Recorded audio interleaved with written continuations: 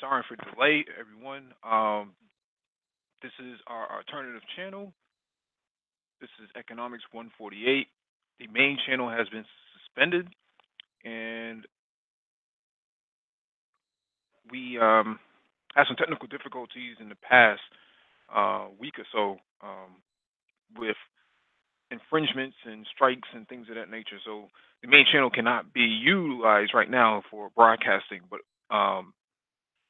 so this is just a alternative um, solution for right now.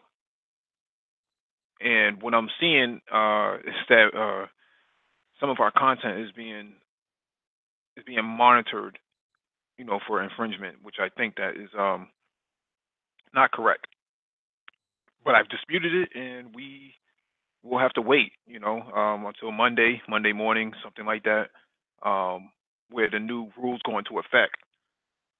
We've been suspended for a week, so I can't imagine that we can be suspended for anything further than that. Just considering that we did win the dispute. So with that being said, we will get started. There is a docket in the description beneath the video, as usual. Also, please hit the like button as you come in.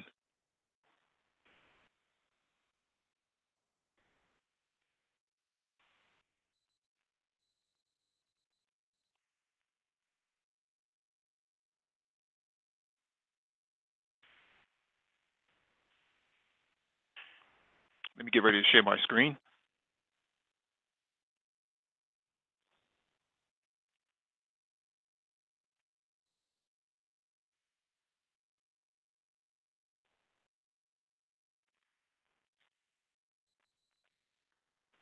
Oh man,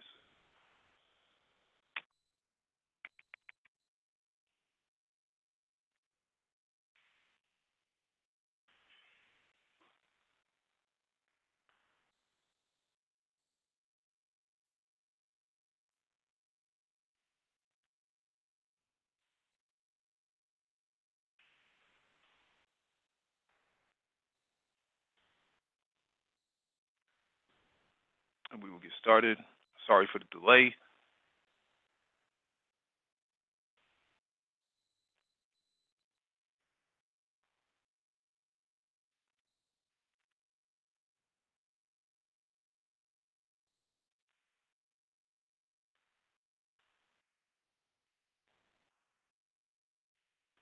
All right.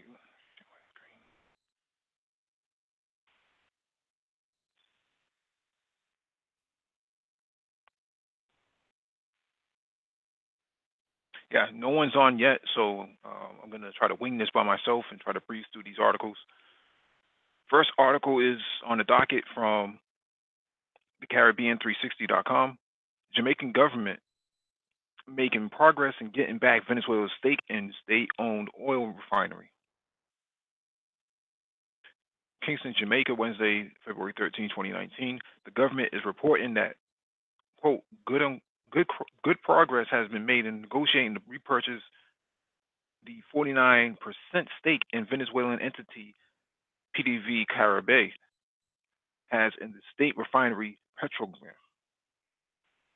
Foreign Affairs and Foreign Trade Minister Senator Kamina Johnson Smith, who heads Jamaica's negotiating team, indicated that PDV accepted the settlement price offer agreed on by the parties, following serious discussions over the last few weeks. Quote, to date, however, we have not been able to reach an agreement on the terms, so the work towards a negotiated agreement continues, she said, while addressing a press conference on yesterday. Senator Johnson reiterated that the government's decision to repurchase the shares is based on the need to safeguard the country's interests. This is particularly in light of increasing sanctions against the administration of Venezuelan President Nicolas Maduro, initially by the United States through executive orders. The latest, which was issued in January and subsequently Canada. The minister further noted that this has created unease among the refinery financial partners and suppliers, which she indicated started taking precautionary measures to ensure they are not in breach of the sanctions by doing business with Petrojam. Quote, "So unsurprisingly, not only have they started posing questions about the impact of the new executive order, but in some respects have requested um, indemnities of the company as a basis for continued services," he said. Senator Johnson Smith advised that while Petrojam is not sanctioned by it's not sanctioned entity under the executive orders, the ownership structure of the Petrojam refinery now poses a risk for Jamaica's energy and for our economy and accordingly the Jamaican people. Petrojam's structure, pursuant to the joint agreement into in 2006 and in accordance with the entity's articles of incorporation, requires an equal number of Jamaican and Venezuelan board members, with decisions requiring agreement between the parties. Senator Johnson Smith said this could pose a challenge for program undertakings, citing issues arising with the phase one implementation of the vacuum distillation unit project as an example. Quote, "The reality is that responsible government, it is important that we act to protect Jamaica's energy security and the interests of the Jamaican people," she added. This is something I did not know about because I was always under the impression that Jamaica mined their own oil, but what it seems like to me is that that's not the case. So it does make sense that they would want it back before before any sort of conflict happens, because if they're very dependent upon it between the United States and Venezuela. So very interesting.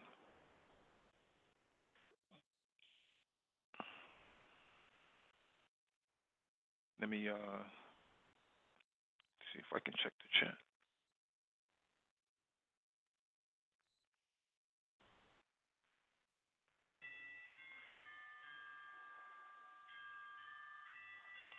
Give me 1 second.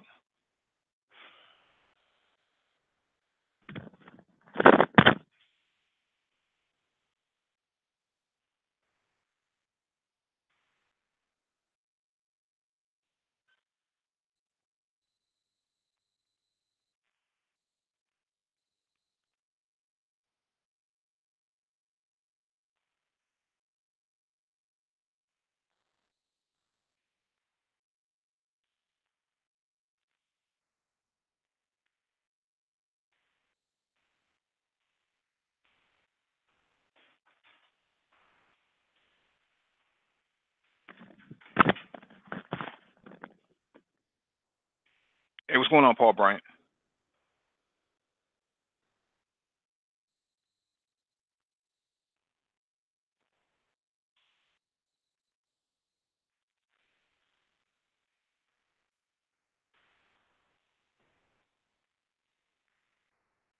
Share my screen again.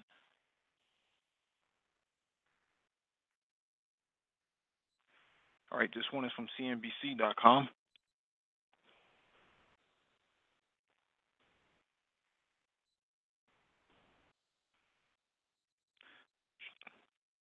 Charlie Munger says California and Connecticut have been stupid for driving rich people away.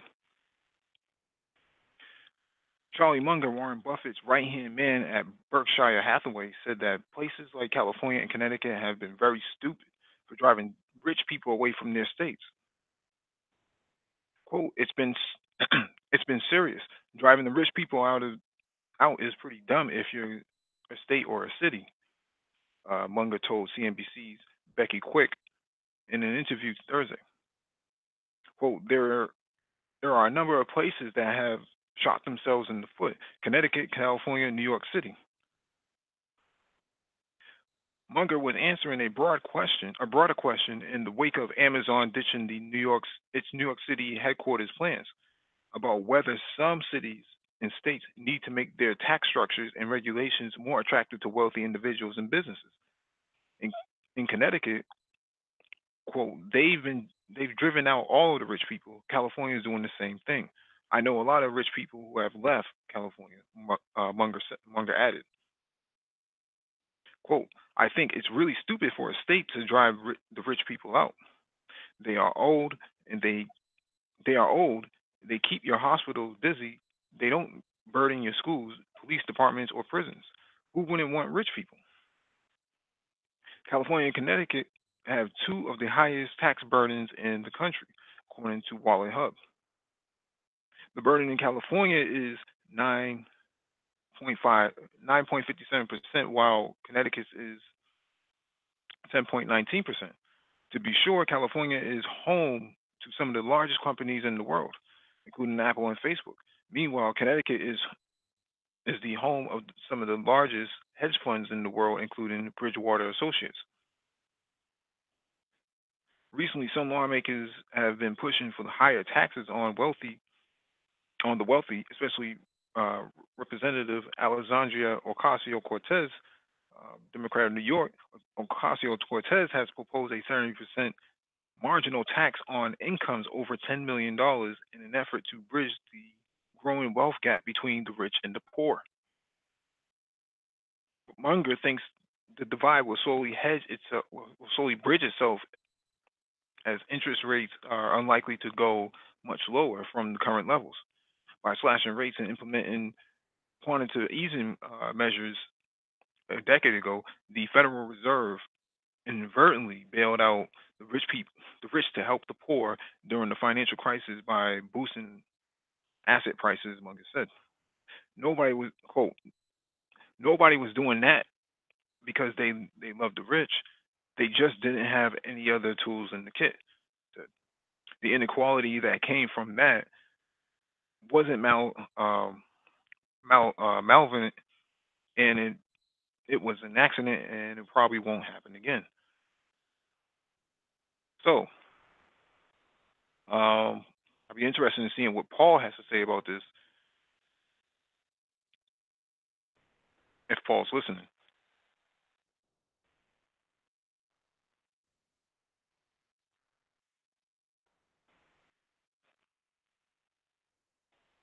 No, Paul, everything's not back up and going. It's this is a different alternative channel, but we'll have to wait and see what happens. But it'd be interesting to hear what your opinion is about California, Connecticut driving out the wealthy. All right, yeah, I'll give my analysis. I think the problem is that when things don't go right, economically speaking, they seem to attack the rich. But when things are going right, hey, what's going on, Paul? Hey, Mike. Go on, bro. All right, Go on. Yeah, I'm good. I'm good. Yeah, I think this is a very interesting article. For people who may not know, at at one time, people with extremely high annual incomes paid roughly about almost 90% income tax. Okay, because the the mindset was that the rich people had it, so tax them. All right. Before labor unions literally created the middle class in this country, America was the poor and the rich. The rich were obscenely wealthy and the poor were obscenely poor, where people literally woke up every morning and didn't know what they were going to be able to feed their families. And it was labor unions who literally created the middle class. The America that we see today, right now, was a result of organized labor. So, to return to extremely high taxation rates on the wealthy economically makes sense because they have the most money. They can bear that. Now, the problem with that is uh, the wealthy control the politicians, and anyone who really does not think that and can argue against that really just has not been paying attention at all. So the wealthy have gotten the politicians to craft um, tax laws and loopholes that are favorable to them. I don't know if you've seen the article that says that Jeff Bezos, the richest man in the world, basically paid no taxes for 2018. Hmm. So the point that I'm trying to make is that if these people control the politicians, they control the people who make the laws. I don't see how I don't see how they're going to allow themselves to return to a state where they pay more than their fair share of taxes. I don't see that happening. People like Ocasio Cortez can rant and rave and put and bluster and make a whole bunch of noise for her constituents. It sounds nice. It sounds good. But I don't see that happening. I do not see a return unless this country goes through another depression like we had from 1929 to the mid 30s. Unless that happens, I don't see that 70% or even 80% tax return come to come back. Yeah, you're going to see a lot of capital flight. With all, well, that's what's happening, right? So that's what the article is pointing out, that Warren Buffett's right hand man is basically saying that it's driving all these people out. But what that does to the state is it actually causes a ripple effect. I know in Massachusetts, when Fidelity decided that they were going to take all of their all of their fintech positions Mm. out of Massachusetts and go down to Raleigh and Westlake, Texas. Um, they took something like 1,000 jobs with them. And then, the governor at the time was Deval Patrick, and he basically called them to the table Right. and asked them, like, what's going on? Like, how can we work this out? Like, it's too late to have that conversation. They already made the decision that they're going to be leaving. The taxation was too high, and Massachusetts has a reputation called instead of Massachusetts, it's called Taxachusetts. So it's really really hurting. It really hurts businesses up here. Although we're the number one state and the number one city for Boston, referring to for startups and things of that nature. The problem is that the long term effect of taxation actually hurts businesses and actually hurts all your wealthy your wealth drivers. So, and we're not seeing any benefit from taxing the wealthy, because as it stands, Elizabeth Warren, Senator Warren, actually stood on Capitol Hill and talked about the income inequality, despite all the taxation. So where's all this money going if you're taxing all these people, all these wealthy people? That the tax the wealth gap between African Americans and white people in Boston is something like $220,000 compared to $8,000 for African Americans. So what I'm hey, what's going on? Is your mic all right? Who, me? Yeah. Oh, sorry. Sorry Okay. about that. That was me. Sorry. Yeah. So we're not seeing any real benefit to what they're referring to. Yeah, it reminds me after 9/11 happened, when the Twin Towers fell, uh, every financial company, all the Wall Street companies, all the brokerages, all the banks, all the fintech companies, they all moved right across the Hudson River into Jersey and into North Jersey. So the mayor of New York City, um, Giuliani, came out and said, "Hey, look, listen, what can we do to bring you back into Manhattan? Because you literally, all of you combined, have taken tens of thousands of jobs. Um, Merrill Lynch, specifically Merrill Lynch, and a few others took thousands of jobs. And they said, well, number one, the Twin Towers just fell. The employees don't want to work in downtown Manhattan. They don't want to work anywhere in the borough of Manhattan. So that financial impact was huge. And also, Long Island has a problem because Long Island has almost as many, I think more millionaires per per square mile than Hollywood does. But the problem is companies are not headquartered in Long Island. So Long Island has a problem is they don't have the two counties that make up Long Island, Nassau and Suffolk, they do not have enough of a tax-based revenue. Okay, because although wealthy people live there, you can only tax them but so much on their property taxes. So a lot of companies like IBM and Microsoft and others, they have companies there, but their headquarters are somewhere else. So a company's corporate taxes are paid in the state in which their headquarters are, which is not New York State. So Long Island has been seeing that exact same problem for decades.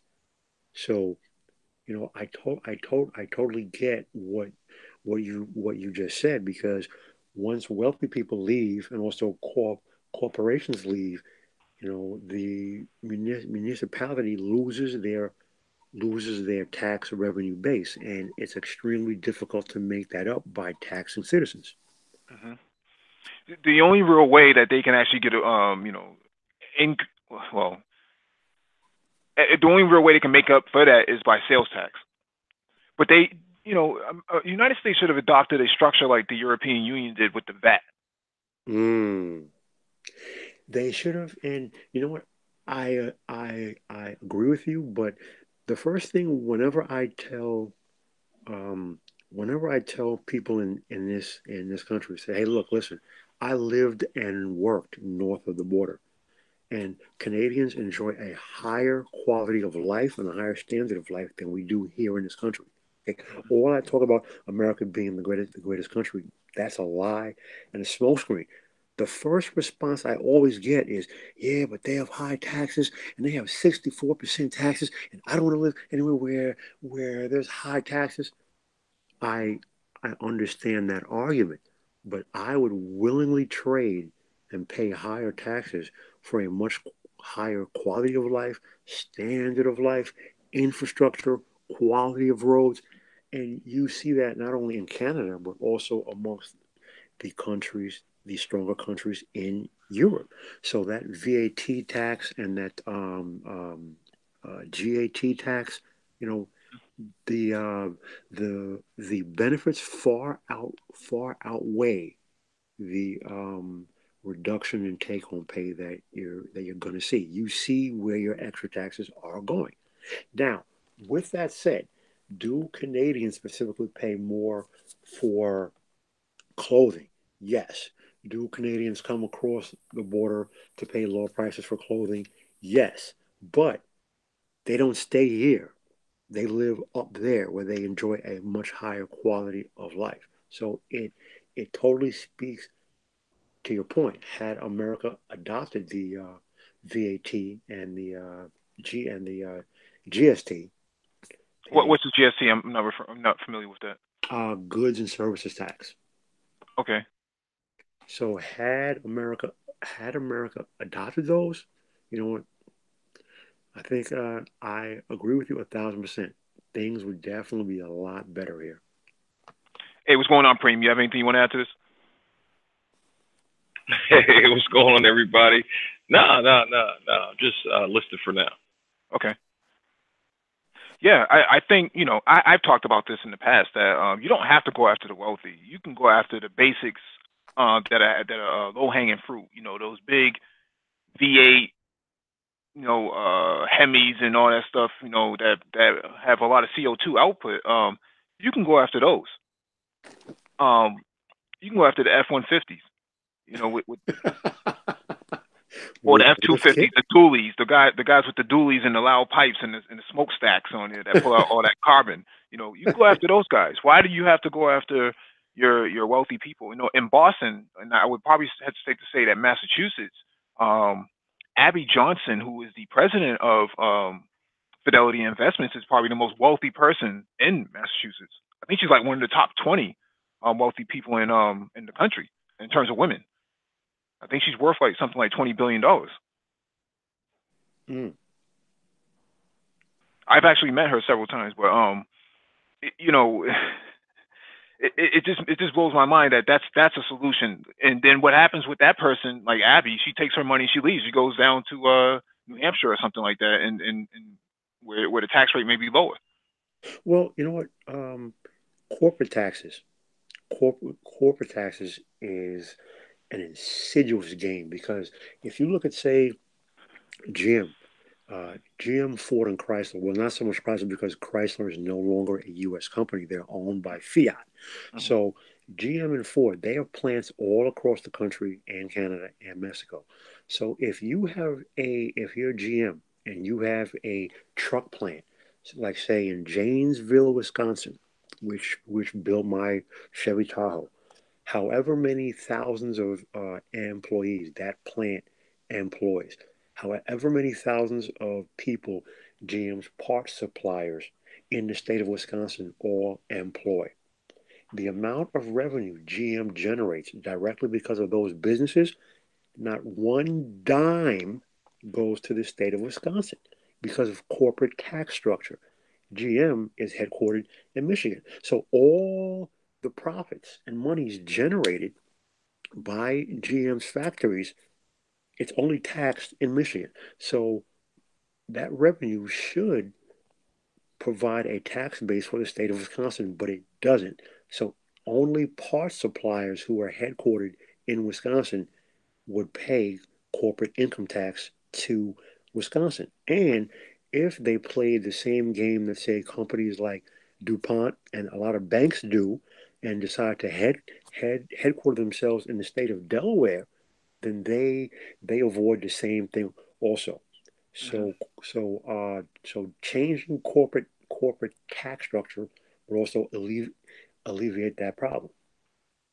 Now what they seem to be doing is is they basically seem to be going up on people's property taxes as a backup solution. I guess that's their only tool left in the kit, right?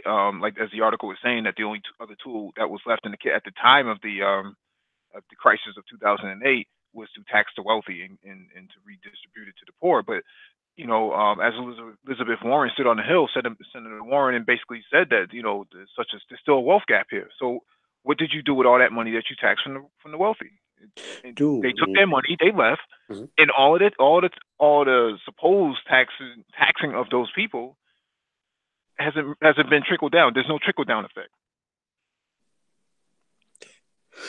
Long Island has the highest property taxes in the nation. The North Shore of Long Island is called the quote unquote Gold Coast. Highest property values, highest property taxes in the nation. But Hmm. what has it done? You know, Nassau and Suffolk counties, the two halves of Long Island, Hmm. they have no tax revenue base, and it is a consistent problem. So raising property taxes also is not the answer. So what you've been seeing here in New York City, you've been seeing a lot of people selling their homes and coming back across the border and moving back into New York City. Hmm. You know, so and you know another question, Mike. Yes, sir. Which you just raised a point which made me think about something. If they're raising property taxes and they're taxing the wealth, why is that money not trickling down and being spent on infrastructure projects? Because America's infrastructure is literally crumbling. Supposedly the excise tax, not the excise tax, the gas tax and the excise tax is supposed to pay for all of that. I'm not seeing it. Gas pumps are still above $3, Mhm. for 87. So I'm not seeing the benefit from the gas tax as well as the excise tax on vehicles. Um, I'm not seeing the value. It's supposed to go into the infrastructure. I'm still seeing potholes everywhere, especially in New York. We still have leaking inside the tunnel, where the tunnel was supposed to, this great big dig project years ago, uh, Right. that ran the tunnel underwater. It basically has water trickling in. Are you Um, serious? yeah, there's still like water puddles and stuff like that all over the place. So People are very worried that one of these days, the towers may burst open, that the water may come in and swallow you whole inside that tunnel. That tunnel's a mile long, so you gotta hold out for a while. I mean, I know. there's escape hatches and stuff, but I mean, how many? You got 2,000, 3,000 cars inside of a tunnel. Um, there's only so many places you can go to escape. But the point of the matter is that that tunnel project actually put the state in so much debt. It's just ridiculous. And it's still not even still wasn't 100% complete as a part of the whole entire infrastructure project because they just took down the toll booths last year. Hmm. So now you have automated license plate tolls. But Right, right. the point of the matter is that that project took almost 25 years. I mean, I thought I thought that project was completed back in '05, '06. it was completed, but there's still other pieces to the project that to the Yeah. whole entire infrastructure of Massachusetts that go with it because it's a part of the turnpike. What was or well, do you by any chance remember the final price tag on that thing? Eight billion or $9 billion? Oh, that sucker was up there. It's in double digits of like something like $10 billion. Wow. Because you have to remember that the tile that fell down from the roof of the tunnel Uh-huh. crushed those poor people in there, those poor Latinos in their car and like Right, pancakes. So right. they had to settle out for a lot of that, man. So Mm.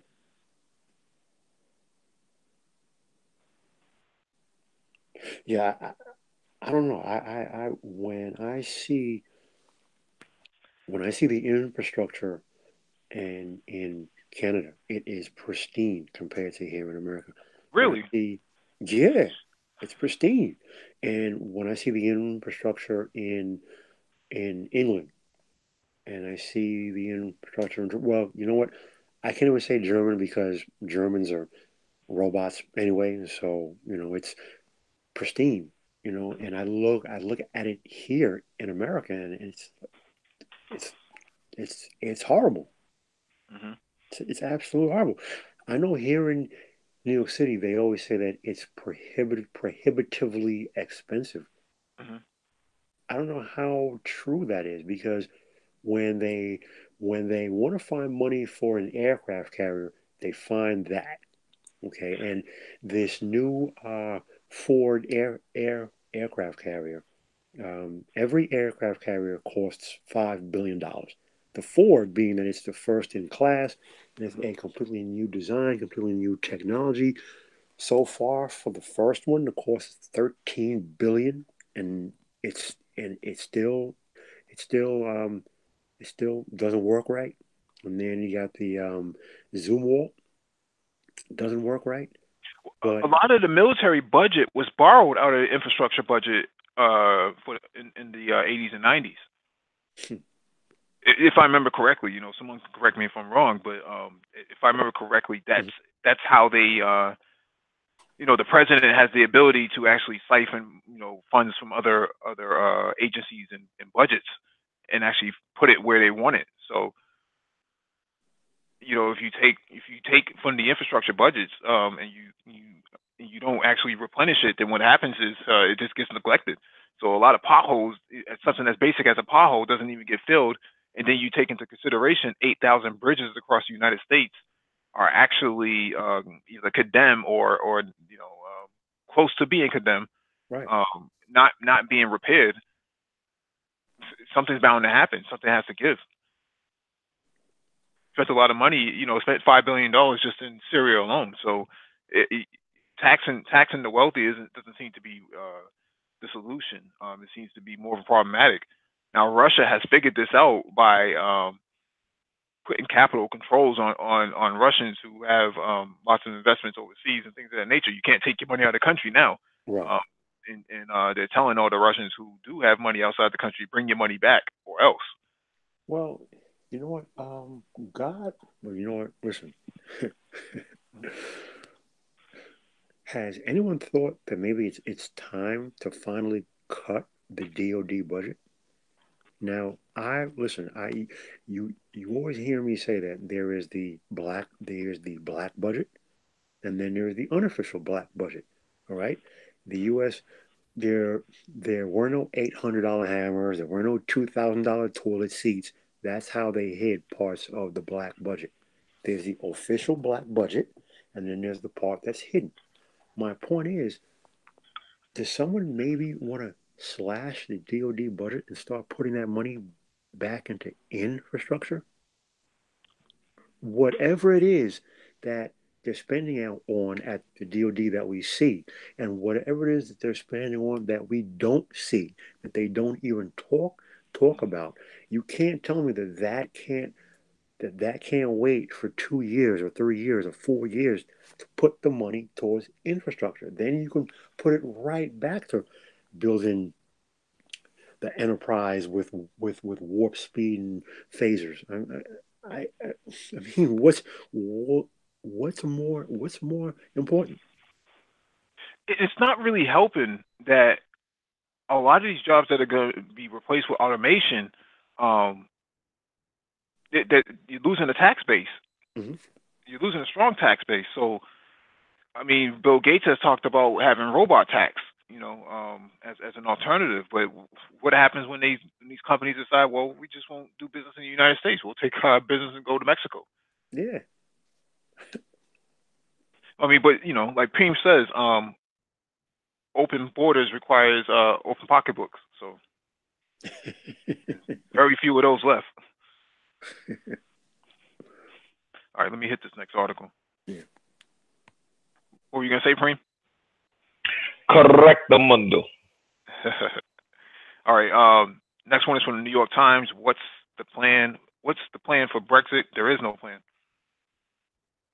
The chaos of British exit from the European Union without a deal has been often foretold in frightening detail. Goods stranded for weeks, shortages on medicines, flight of businesses and jobs. The the deadline, 11 p.m. London time on March 29th, is so close that the civil service has begun advertising for applicants to an EU exit emergency center. Yet Prime Minister Theresa May and her parliament seem capable only of futile votes whose main effect is to harden positions and bring the reception closer. The votes themselves are often on matters that are symbolic at best. The last on Thursday was a non-binding motion to support Mrs. May's battered strategy. Her humiliating loss by a 303 to 258 vote was another example of the prime minister's inability to overcome a deep rift within her own party, much less the partisan division in parliament since the resounding defeat of her Brexit plan last month. Yet, with every lost vote, her authority and the European Union's faith in her ability to get any deal through Parliament is further diminished.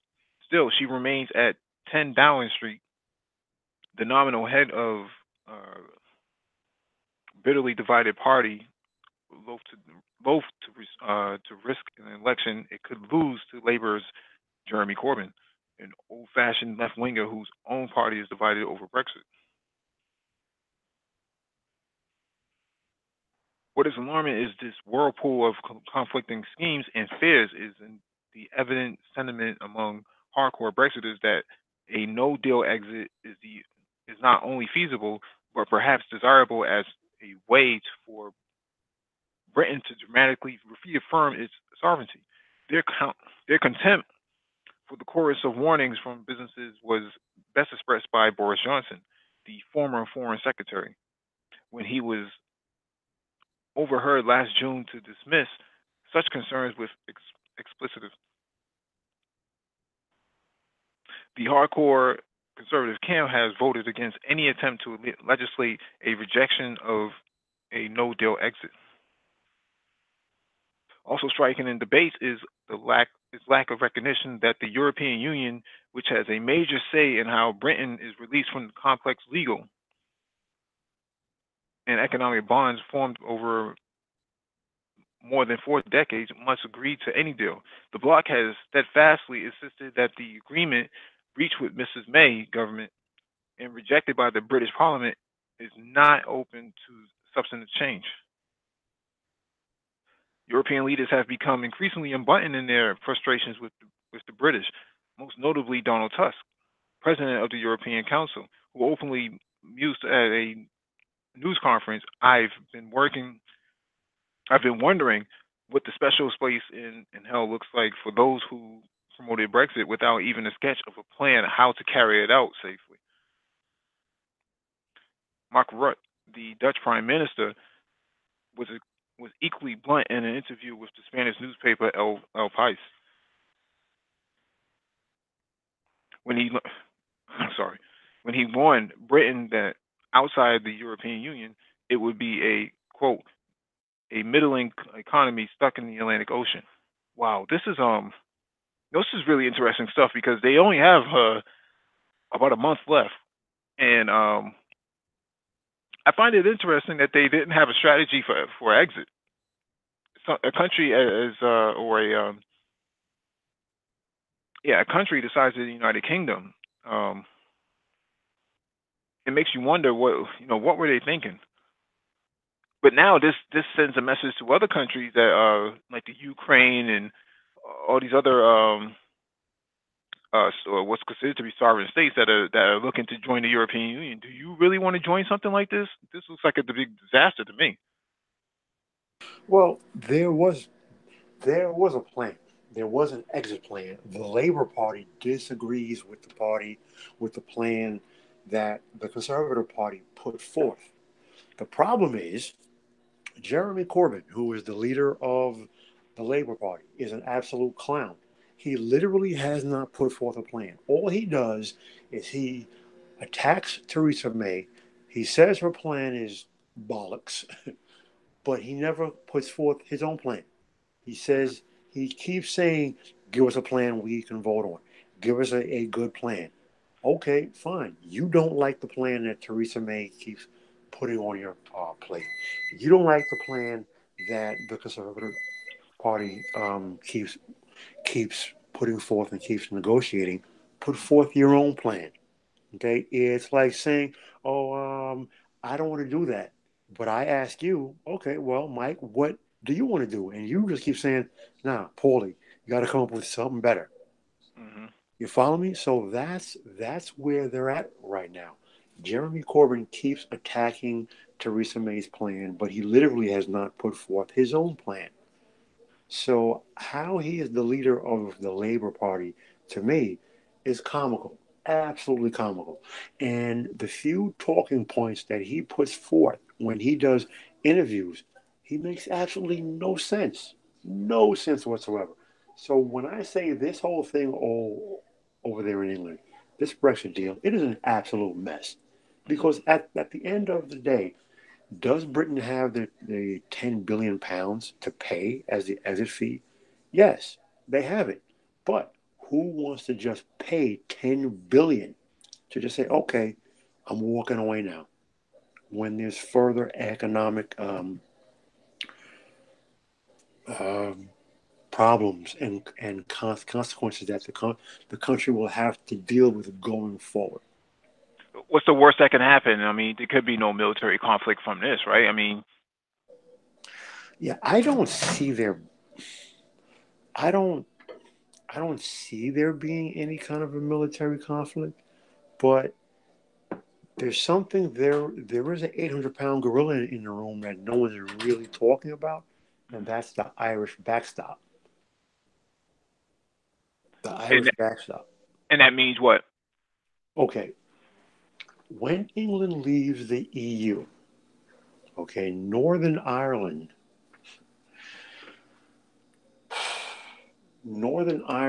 is not really all right. Northern Ireland and Southern Ireland, even though they're Ireland, but the Republic of Northern Ireland is a part would remain a part of the EU. So there would now be a border between the North and the South. So the question is, will that then become a hard border or a soft border? So would you be able to just travel between Northern Ireland and Southern Ireland as a EU citizen, or would you now require a passport? So now, would the EU then now have to send UN troops to literally enforce a hard border? So the idea of the Irish backstop is an 800-pound gorilla in the room that doesn't really get talked about too much. It gets talked about a little bit as something to be discussed, but no one actually discusses it because no one actually knows how that's going to play out. No one actually knows what's going to happen because the backstop provision is there, but no one knows, will it be enforced, won't it be enforced? If it's enforced, what would that look like? Mhm. Yeah, I always look at the technicals of it, right? So your point of sales operation systems, your financial transactions, Mhm. um, all your security measures, cybersecurity measures, financial security measures. All that stuff has to be taken into consideration because now all the documentation has to be changed now, and all your control systems have to be changed. I I can't imagine what the what's going to happen between the tunnel between Britain and France. Um, Whether or not a toll is going to go up. I don't know if there is a toll there because I've never been through there, but I can imagine that there will have to be some kind of toll booth set up in order to compensate for their exit. There is a toll, but now the problem becomes is as of right now, as an EU citizen, you can you can travel as easily from England to France through the channel as easy as you can from say um, Boston to Connecticut. It's like driving between states. Hmm. But once England leaves the EU, you now become a British citizen, so you have to travel on your passport. Are you eligible to now travel in to France? Do you need a visa? Will you need a visitor? Will you need a visitor's visa? Hmm. You know, these are all things that have to be taken into consideration. Also, there are British nationals who work for many companies all across Europe. They're there now as an EU citizen. Once Brexit happens, they now have to apply for work visas because now they're foreign nationals now. But do you become a foreign national overnight like that? I mean, was it? I mean, there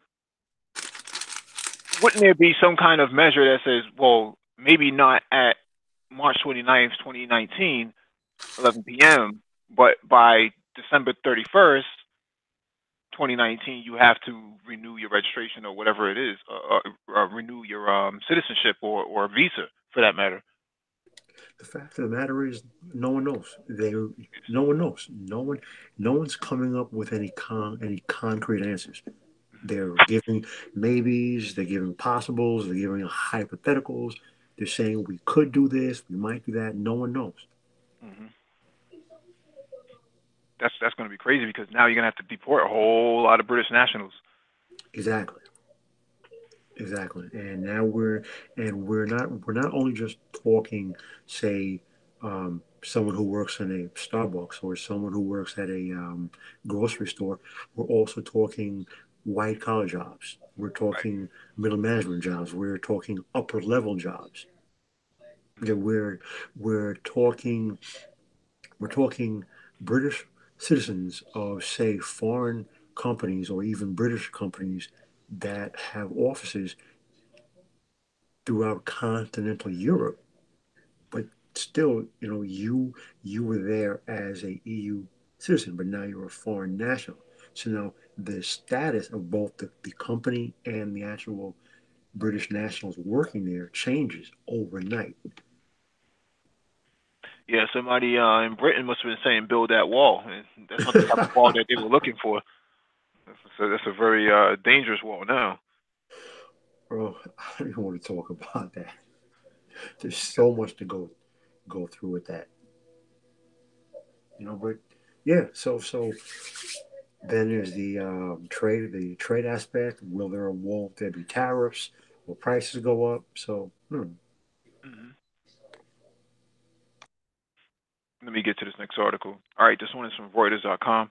Visa MasterCard mull increasing fees for processing transactions.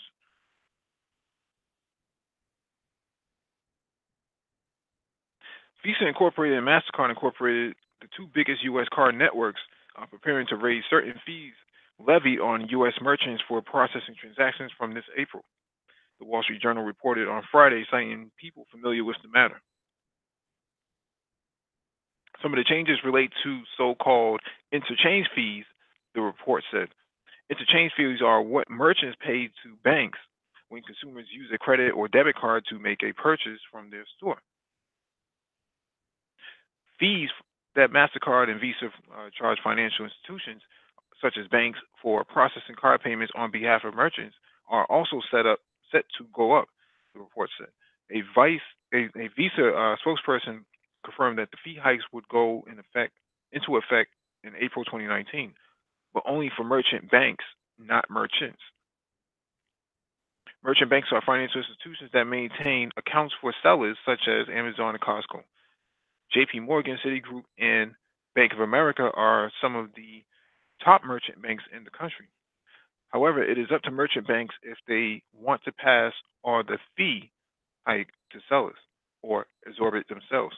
Similarly, it is sellers' discretion to pass on the hike to consumers or not. Up to 2.5% of prices for goods and services go to cover card fees.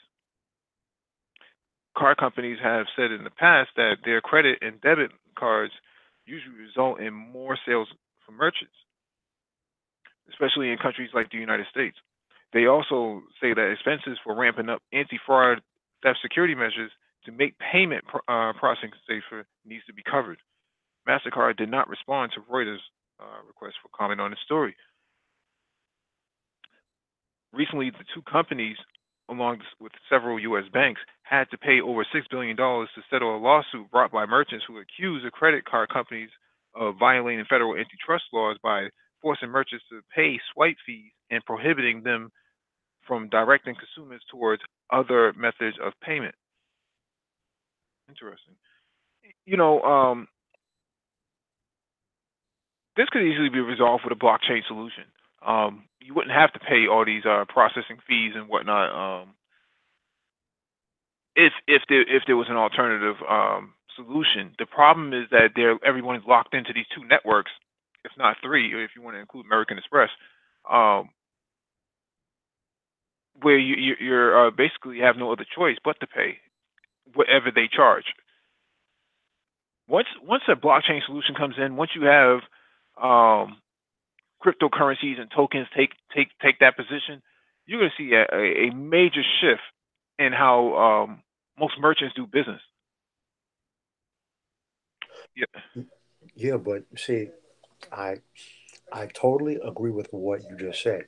The problem from the standpoint of these large banks is Hmm. they give up their control, and ultimately they don't want that. Hmm. You follow me?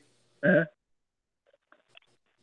So it's like when the government told J.P. Morgan that they have to follow the federal guidelines. If you are involved in commercial banking and investment banking cannot take place under the same roof. So Morgan Guaranty Trust had to be spun off from the House of Morgan. So I get that. I understand that. But exactly what you just said, how blockchain removes all of that, all those fees and the confusion. The thing about fees and complexity, those are built-in layers of control, and these guys feast on that. They feast on those layers of control.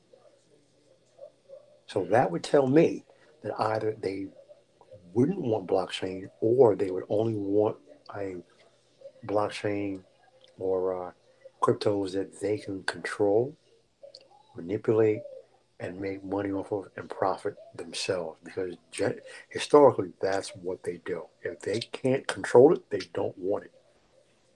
What I'm saying is that once the consumers have those sort of alternative currencies in their hands, Right. um, it it only takes something. It only takes a matter of time before something like Coinbase or another merchant, not another merchant, but another exchange pops up and says, "Yeah, you can also do business over here too." Because now Coinbase is supposed to be working with not Coinbase, but some of these other exchanges actually working with your mom and pop shops as well as your merchant shops such as Sears and Walmart and things of that nature. They're starting to work with them now. I know Dash is actually in Venezuela, but there's also been a lot of discussion between um, some of your small what they call panhandler merchants, which are street merchants, who are accepting cryptos now. So there has to be a major push for alternative currencies and alternatives security solutions in order to reduce those transaction fees and not have merchants be holding to that. But that's up to them. I agree. I totally agree. And I think that on the live stream Lionel did last night, he was trying to explain exactly what cryptos are, how they work, and the blockchain uses. And the the biggest the biggest skepticism that I saw were people kept saying, "What is it? What is it backed by? What is it worth? Can I hold it?" And Lionel said consistently throughout the night, and didn't lose his cool. I don't know that I would have been able to do the same, but he kept saying, "Well, how is it different from U.S. currency? U.S. currency isn't backed by anything. It's no, we haven't been on the gold standard for over 40 years. There's no difference. The only difference between cryptos and the greenback is you can actually hold the greenback, but it's the same thing. It's a fiat currency. It's realistically based on based on the based on the faith and agreement amongst everyone that this is currency, and we basically give it that intrinsic value. It's a fiat currency. So the advantages of blockchain, the security, the ease of use, and all of the things that you and Lionel constantly speak about. It's only a matter of time. It's only a matter of time before it's widely accepted. All right, let me get to this next article.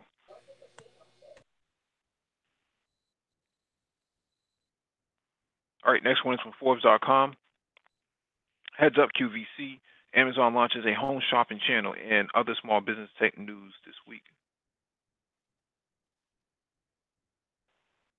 So, here are 5 things in technology that happened this past week and how they affect your businesses. Did you miss them? 1. Amazon launches a home shopping channel with Amazon Live. Amazon has announced the launch of its own home shopping channel with live streams called Amazon Live, currently only available on its website. It's not limited to one product at a time and doesn't feature countdown timers to pressure sales like its cable competitors do. Why this is important for your business.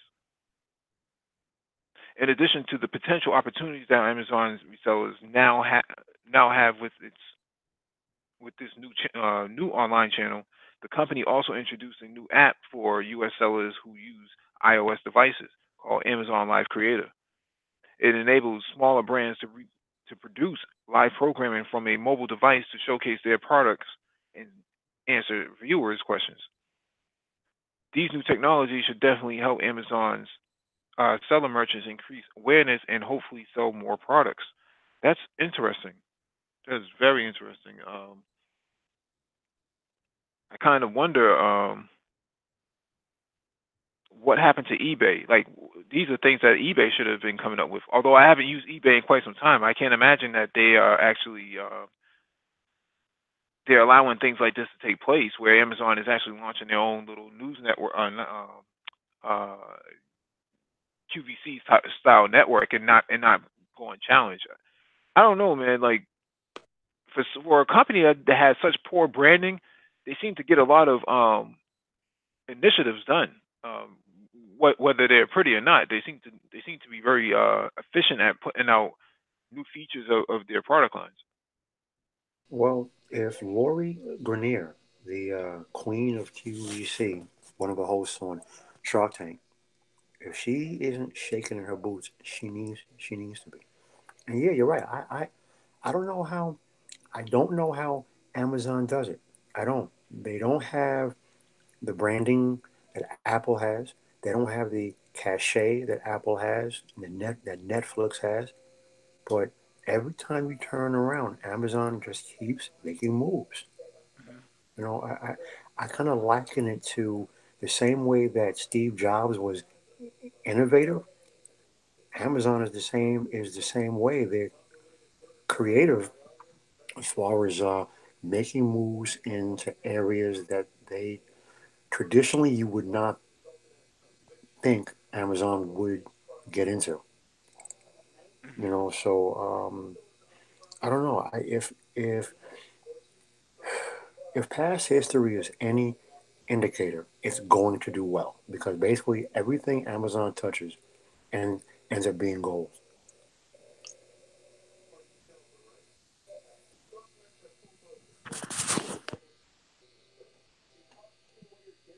Oh, Yeah, I can hear you. I'm just pulling up the next article.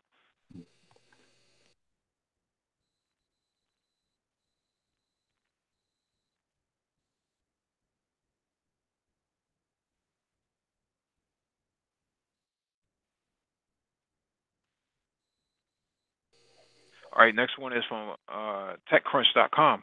Apple confirms its plans to close retail stores in the patent troll favored Eastern District of Texas. Apple has confirmed its plans to close retail stores in the Eastern District of Texas, a move that will allow the company to better protect itself from patent infringement lawsuits. According to Apple News sites 9 to 5 Mac and Mac Rumors, which broke the news of the store's closures. Apple says that the impacted retail employees will be offered new jobs with the company as a result of these changes. The company will shut down its Apple Willow Bend store in Plano, Texas, as well as its Apple Stone Bar store in Frisco, Texas. Macroom was reported, and Apple confirmed. These stores will permanently close up shop on Friday, April 12th. Customers in the region will instead be served by a new Apple store located at Galleria Dallas Shopping Mall, which is expected to open on April 13th. Apple did not comment on the store's dates of closures or the new store's opening. However, it's common for Apple to leave a little downturn during retail store transitions, though most closures are related to renovations or other reasons that aren't buying out about trying to escape patent lawsuits. I need to clean my screen. The Eastern District of Texas had become a popular place for patent trolls to file their lawsuits, which may be filed where the defendant committed the infringement. However, a more recent Supreme Court ruling has attempted to crack down on the practice. The court ruled that the patent holders could no longer choose where to file. Apple has had to make big payouts to patent trolls in recent years, $625 million to patent holding firm um, Vertex X in 2016 over protocol patents. Vertex X won $368 million from Apple in 2013, and more recently, $502 million over four communications patents. Vertex X tends to be referred to as a patent troll because it makes most of its revenue by suing tech companies. In addition to Apple, it sued Microsoft over patents in Skype and has been in litigation with Cisco. Its cases and subsequent wins are often held up as another example of how patent law in the U.S. is in need of reform. The Apple Store closures could have had a notable impact on area jobs. How had Apple not offered new positions to its retail staff? Apple today employs 1,000 people in Dallas Fort Worth area, which has been an increase of 33% in the past 5 years. The company recently invested almost $30 million in Dallas area stores. Outside the Dallas metro area, Apple is also investing in Texas with its $1 billion for a new campus in Austin, which will accommodate an additional 5,000 employees on top of the 6,200 already in the area. A rep for Apple confirmed the store's closures in the statement, but wouldn't comment on the company's reasoning. Interesting. I mean, I understand Apple has a lot of money, and you know, I don't know. I guess being a poor person or a non billionaire, so to speak, I have a hard time justifying spending that kind of money after I've already been sued for a $500 million, and already in losing a $500 million in one area of patents, and then talking about investing more money into these little stores that really don't turn the revenue at all. I mean, why does Apple really need these stores? What value does it really bring if you're Apple? Well, I don't think for Apple it's about same store sales, which is the holy grail of retail is same store sales. I don't think for Apple it's about that. I think it's about the experience, the Apple experience, the cachet, the branding. Once you're brought into the walled garden, all right, that is Apple. I think the mindset is once you're in, then they got you. So they will take a loss on an individual store, for the hope of, what, listen, we have people who will now provide us with a steady stream of revenue by buying products, by buying accessories, by buying apps, so on and so forth.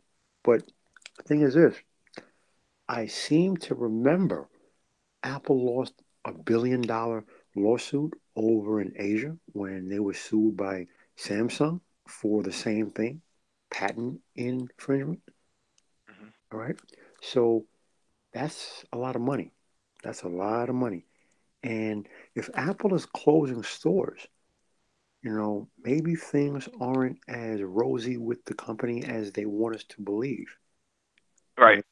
And they already said that, what, they're going to stop releasing sales numbers on iPhones. If you're in a business and your business is to make and sell widgets, and now all of a sudden, you're going to stop reporting exactly how many widgets it is that you sell, that's never a good sign. Right.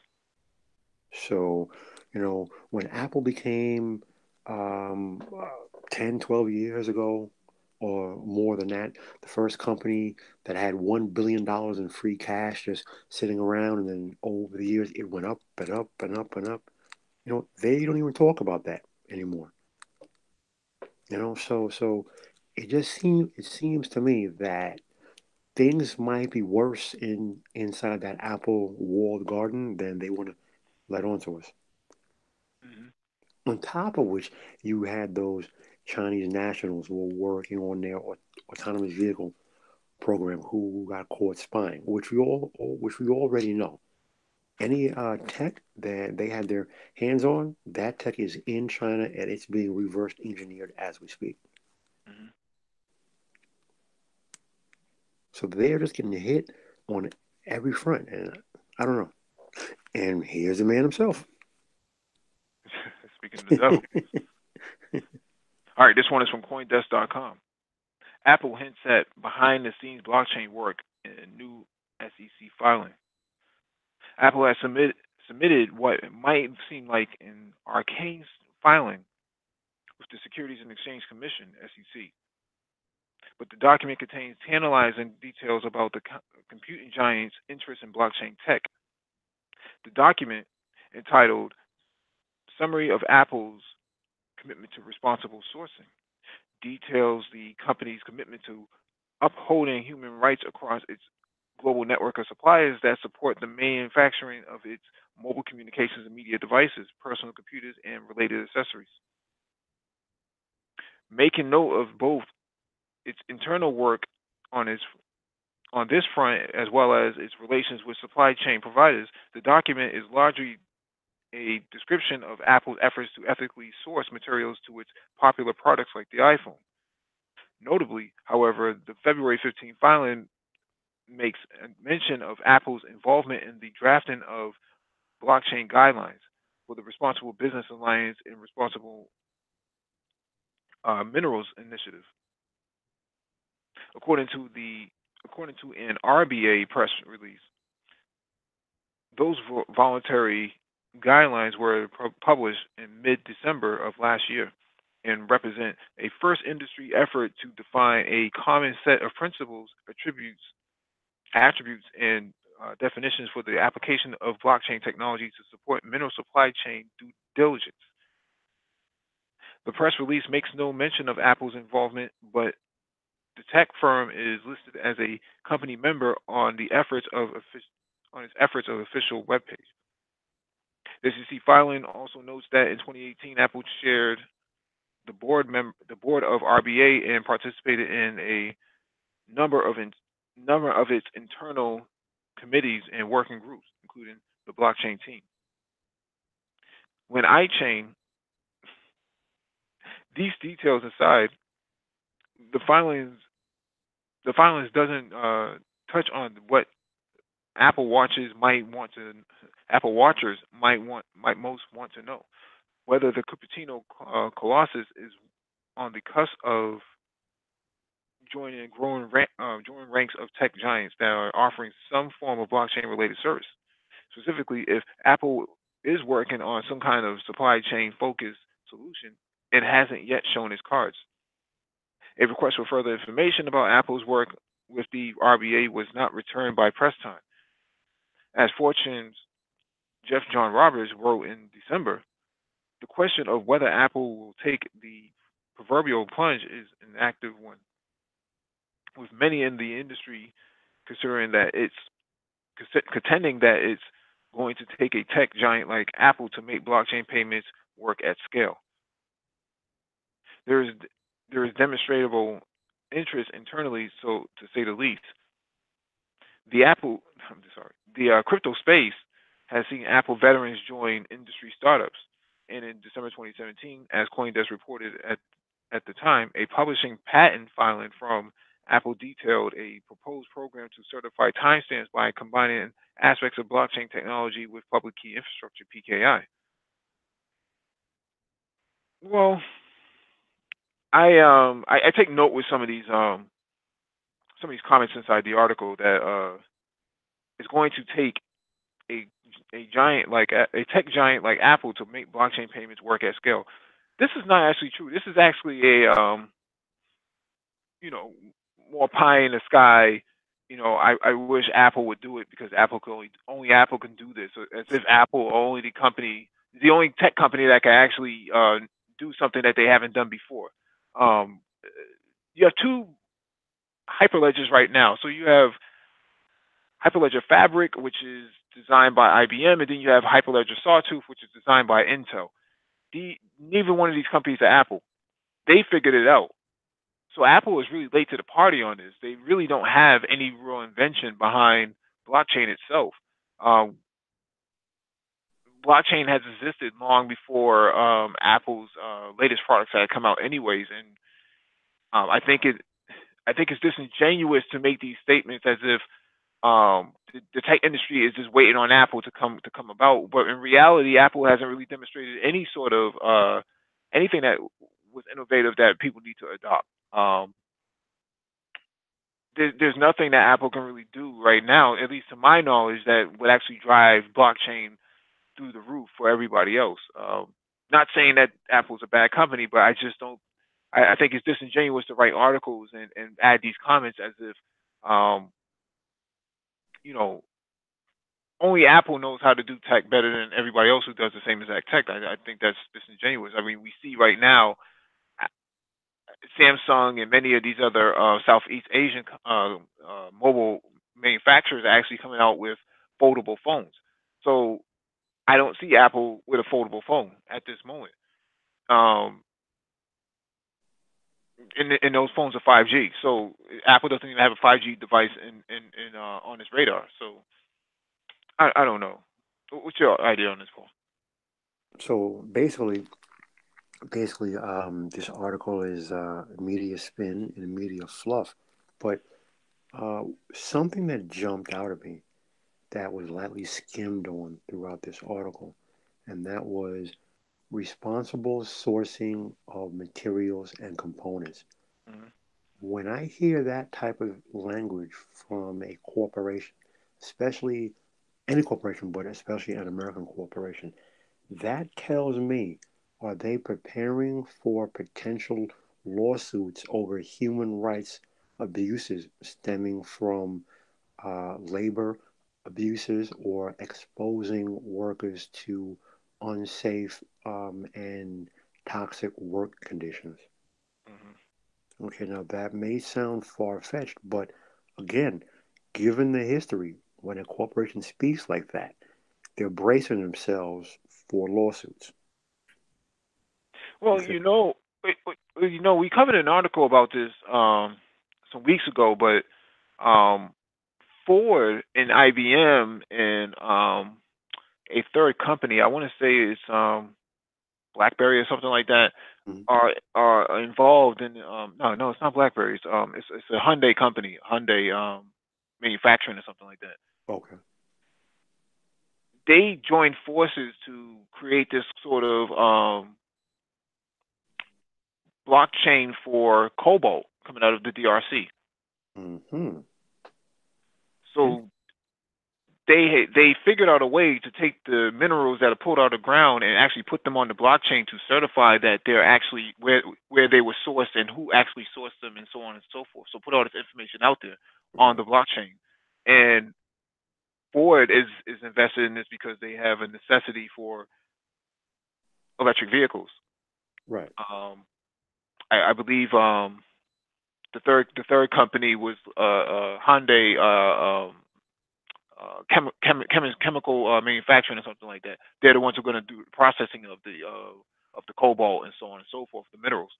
And then there's a third company, another company, I forget the name now, it just escapes me, but I want to say it's IBM. Yes, IBM. So IBM is going to be involved in the blockchain aspect, and Ford is going to be the one driving the usage for it because they're the ones who need the material to put inside their batteries. But the Mm. point that I'm making here is that Apple is seeing the writing on the wall too. But I've talked about this before that if this goes mainstream, the value of that cobalt and that coltan is going to actually skyrocket because everybody's going to know where it came from and the amount of effort is going to be put in to actually, basically put a digital footprint on it. Now Mm. your phones, your Apple iPhones are going to be like, if it's $1,000 now, trust me, it's going to be $1,500 by the time this is all complete. Mm. I see. Hmm. This is serious business because the EV industry is not backing down. They're actually going forward. So they want this cobalt. They want the materials to get to the to build their batteries, and they can't afford to have cheap batteries and stuff like that. Right. Mixed in with other material.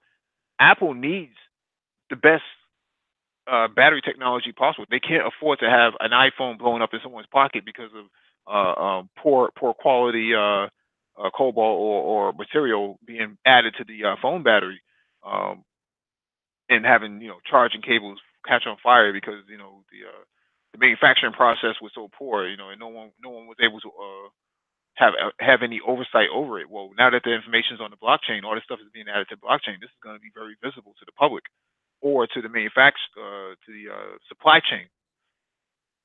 That's going to add to the cost because now there's more eyes watching it. Right. Exactly. Exactly. Yeah. E, electric vehicles are the absolute future, and people look people are looking at it. I think that people our age and people older than we are, they view it as a gimmick. They view it as science fiction. This is the future. You have to look at this through the lens of time. All right. My daughter's generation, the millennials and their kids, they will live in a world where all they know are electric vehicles.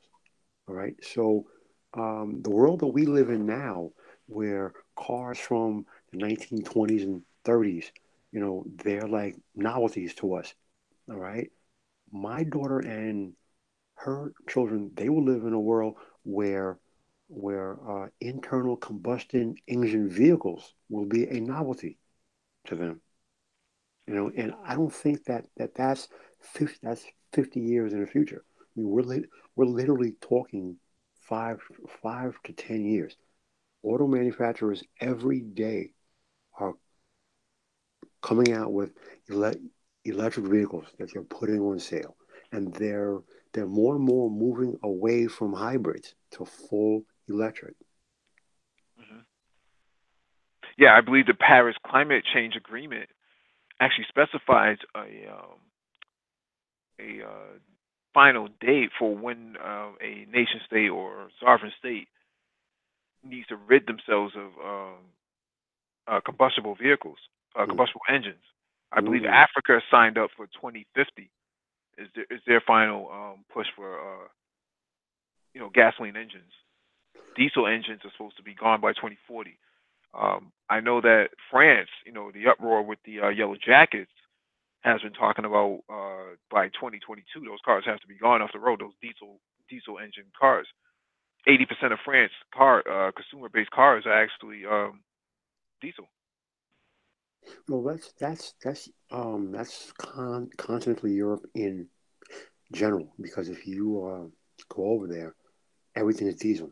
You'll you'll see more diesel cars than you will gas cars. But I sent you a email article about a month or so ago Hmm. where Germany closed down its last coal mine in the entire country. And at a state level, um, they've made a commitment that the entire country will move towards clean and renewable sources of energy for energy production for the national grid system. Hmm. So it is the future. Well, Where I'm sorry to interrupt you. Go ahead. I'm done. No, I just find it interesting that you say that because in the Philippines, China actually just built in the last 9 months Mhm. a coal fire plant That's for interesting. energy, and That's interesting. a lot of that coal is coming from North Korea. So there's an excess supply of coal in North Korea that needs to be shipped out, that could not be shipped out because of the sanctions. And I'm not sure how that coal fire plant is actually working. Supposedly it produces a lot of energy for dirt cheap. Um, I know that there's been discussion about capturing the smokestack and driving that pollution back into a process so that it doesn't actually pollute the air. But I haven't seen anything concrete as of yet. That's something I probably should actually look into and do a hangout on coal fire plants and what their damage has been in terms of energy per square mile or per square wattage, not square wattage, kilowatt um, for their pollution, what the CO2 rates are. That'd be interesting. Let me write that down. I would be fascinated to learn about that. Yeah, Absolutely. I think we were gonna do. I think it was on one of our dockets.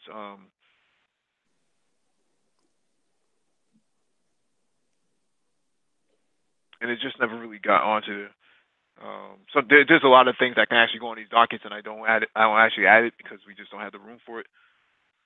But Yeah, I also think that certain topics I've noticed, they'll appeal to yourself, myself, complex design, but they really won't appeal to too many other people because they're just too technical. So you mhm, kind of have to balance that a bit.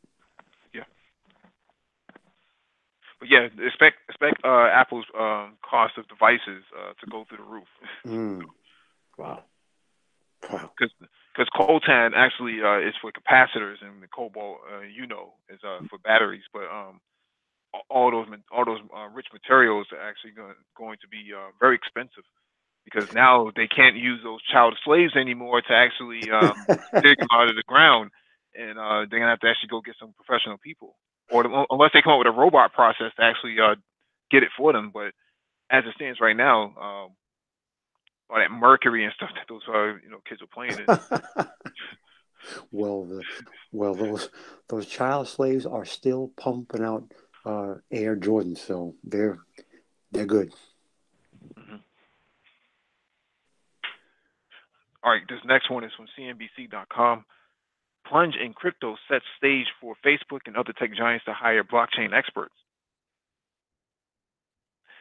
The drop in cryptocurrency prices meaning job losses for some, but it may carve out an ideal hiring opportunity for tech giants. Some blockchain startups, regardless of having talented teams of engineers, haven't been able to prove a use case and are struggling to fund operations as the price of cryptocurrencies nosedives. Employees are slowly becoming free agents, which is good news for companies like Facebook. Social media giant, the social media giant recently scooped up employees from a startup Chainspace, according to a report by Cheddar. Facebook confirmed to CNBC that it had hired a handful of employees, but said it did not buy the company or its technology. Chainspace is a crypto startup founded by PhD researchers from University College of London. Two of these founders are now listed as Facebook employees on LinkedIn, according to its website. The startup is focused on giving people ownership of their personal data through a project called Decode. In a note to clients last week, RBC Internet analyst Zachary Schwartzman highlighted blockchain as a threat to Facebook and other major tech companies. The internet is still at the embryonic stages of potential massive paradigm shift to compute in public blockchains, according to Schwartzman. The shift could be a long-term risk to Facebook underlying business model, he said. Schwartzman categorized Facebook as an acquihire or acquihire, a popular Silicon Valley term for when a company acquires a company only to recruit its employees. Quote, on the surface, it may appear that Facebook purposely hired the technical team related to Decode, but we don't believe this was the case, Schwartzman said. Our view is that this was simply an acquihire to expand Facebook's internal crypto team's expertise. Facebook is on a growing list of tech companies testing out the blockchain space, with former PayPal executive David Marcus leading its charge. Amazon, IBM, Microsoft, and JP Morgan are among others looking at use cases for technology, which supporters call more transparent and more secure than existing data systems. But like the internet, the best way to monetize it might not be obvious immediately. Acquihiring gives tech giants a way to quickly get blockchain experts that are already working together to find that use case, according to Satya Bajpai, head of blockchain and digital assets investment banking at JMP Securities.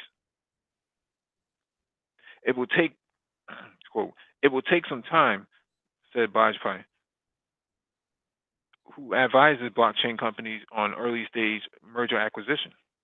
But as technology matures and becomes more relevant to more customers, you'll see a snowball effect with more public deals and partnerships.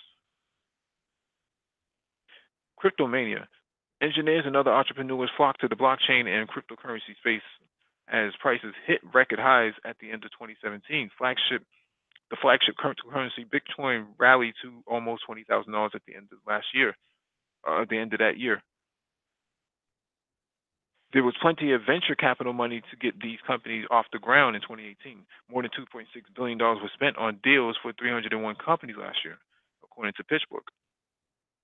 That was more than 3 times the total blockchain and crypto deals completed in 2017. But the clock may have run out for venture funding, according to Bajpai. Bitcoin's price nosedived 80% since then. Even at the peak of their fundraising, many of these companies still hadn't launched a real product. In the case of EOS, the company raked in $4 billion from an initial coin offering without having a live product. These coins, for the most part, have struggled alongside Bitcoin. The industry market capitalization is around $121 billion, down from more than $800 billion at the peak. Bajpai likened it to the dot-com years. Startups that had a convincing idea were able to raise venture capital money, but those that couldn't prove sustainability were shaken out of the process. In order for them to raise more capital, they need to show more progress on customers' adoptions and revenue, which is where a lot of these companies fall short. If you don't do that, it is hard to go back to investors and ask for more. You want more?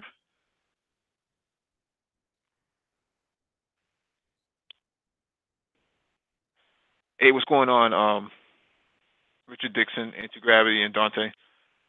What do you think about this, Paul? I'm not well versed enough to provide what I feel is a cogent analysis, but yeah, clearly, to me, from what I see, you have someone, namely Facebook, is just trying to get whatever leg up that it possibly can, and if that means buying companies just to mine their best talent, do so, because one thing Zuckerberg has is plenty of money to throw around. My analysis on this is that now is the time for black men to get into blockchain development, full stack engineering, or full stack development. Sorry, these are the top key markets. I mean, there's a black man in the picture, as you see, working on a crypto mining data center, a farm, I should say. Sorry, a farm, and those jobs pay 150 grand right out the gate. So Lambo money is official. I agree 1,000%. I scream it at the top of my lungs. Emerging technology, excuse me, emerging technology, business, and finance, where black men need to be, because this is the future. And if you do not embrace the future, you will be left behind. You will be posted up in front of the corner bodega with Taekwon, Deshaun, and Jim Marquavius discussing hair weaving, who's sleeping with who. So the Black Brain Trust consistently provides resources that individuals can avail themselves of on online courses for certifications, where you can then go to work in the sector. So there are no excuses, and for those individuals who get into it, who adopt it early, the sky is the limit, because it's the future. The world as we know it right now is changing, and it will permanently change. Yeah, a lot of people think that IT is the way to go, and oh, you just get into information technology, then you get a job, but that's not the case anymore. And I saw a hangout earlier, and I won't mention the name of it. But you have a lot of guys talking about IT, but they're not talking about the emerging sides of IT. This is not. Um, this isn't about fixing computers. It's not about selling cell phones or smartphones for that matter. This is about a total fourth revolution industrial revolution that is about to hit. That most of these guys that are talking don't even have a clear, concise understanding of where the market is going. This article is one of many articles that we've covered that actually discusses um, the trajectory of where the industry is going. It's not just about IT anymore. It's about the consulting side as well as the industrial side. And I think what happens to a lot of guys, they think about Best Buy, they think about just cleaning out computers, and we're so far away from that. Hmm. We're talking about IoT. We're talking about autonomous vehicles. We're talking about drones. That's where your not information technology, but emerging technology (ET) is coming from. Right, right, So, and mhm, right, and that is the future. mhm. So you have to adapt or get left behind. Yes, and that's a lot of guys, a lot of people, I should say, think that well, I'll just get one certification here and I'll just get that and I'm good. No, you have to be multifaceted. You have to be able to adapt to emerging trends. If you're not able to adapt to emerging trends, you're going to get left behind. I can almost guarantee you that. Yeah, you know SQL. You may know SQL, but what happens when you have to go to Mongo? What happens when you have to go to Cassandra? These are databases I'm referring to. Right. What happens when you have to go to distributed ledger technology, such as the blockchain? You're not prepared for any of these emerging trends that are actually going to supersede the knowledge that you have in the industry that you work in. Artificial intelligence, cloud computing, all of these things matter. And I think that there's too many people who are taking a lackadaisical view of of the industry itself, and unfortunately, they will be the first ones to feel the wrath of a power shift. I'm laughing, but I'm laughing not because it's funny, but because it's really going to be. It's I hate to say it, but metaphorically speaking only, because we don't want to meet up with any sanctions. But it's going to be terrible. So you know what? I won't even say what I was going to say. It's going to be. It's going to be a culling. Mhm. Okay, it's going to be a professional culling. Let me choose my words carefully. Mhm. It's going to be a professional culling for people who are ill-equipped and ill prepared, because the the needs and requirements for people who have the requisite knowledge for emerging technologies will shift so rapidly, people will not be able to keep up. Where, from what I'm seeing as an outsider looking in, it's seeming like to me in that you have to be proactive and you have to get certifications and knowledge that you are not even using right now. Because when you're going to need it, it's going to be so fast. Either you have it or you don't. And if you don't have it, you're already forgotten. Mhm. Again, correct me if I'm wrong.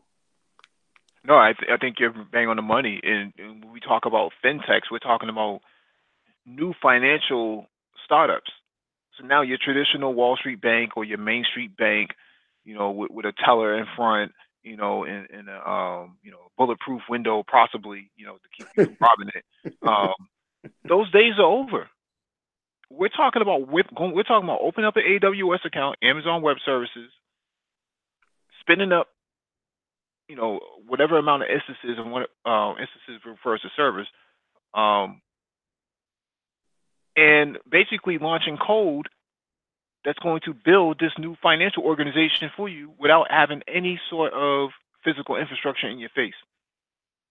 You create a mobile app, you have the cloud computing space, you connect that cloud computing power to the mobile app through what we call an API, and now you're talking about you're in business. And now you're talking about moving cryptocurrencies, you're talking about moving tokens, um, allowing multinational banking now from America to Europe, from Europe to Africa, from Africa to Latin America to Southeast Asia. Eurasia is going to be a very hot market in 5 years from now. By 2025, the Russians and the Central Asian region, including Iran mostly, will be the emergers coming out of that. Africa will be the continent. Africa will be the most emerging area coming out 2035, 2030. Correct. And you still have people talking about getting jobs at Geek Squad, Best Buy.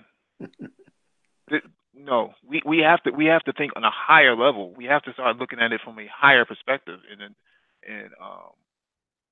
understand that this is more than just building a computer. You're talking about autonomous vehicles, electric-based autonomous vehicles that requires some form of turning of a wrench and actually putting these things together and actually connecting those vehicles to a 5G wireless infrastructure that's going to be connected to cloud computing space with cloud computing power and artificial intelligence as well as machine learning. This is a whole paradigm shift, and I don't think that some people are actually having a more fundamental conversation about what's about to happen in the next 12 months. And unfortunately, some people are giving bad advice. I hate to say it, and sending a lot of black men down the wrong alley where they're going to get mugged.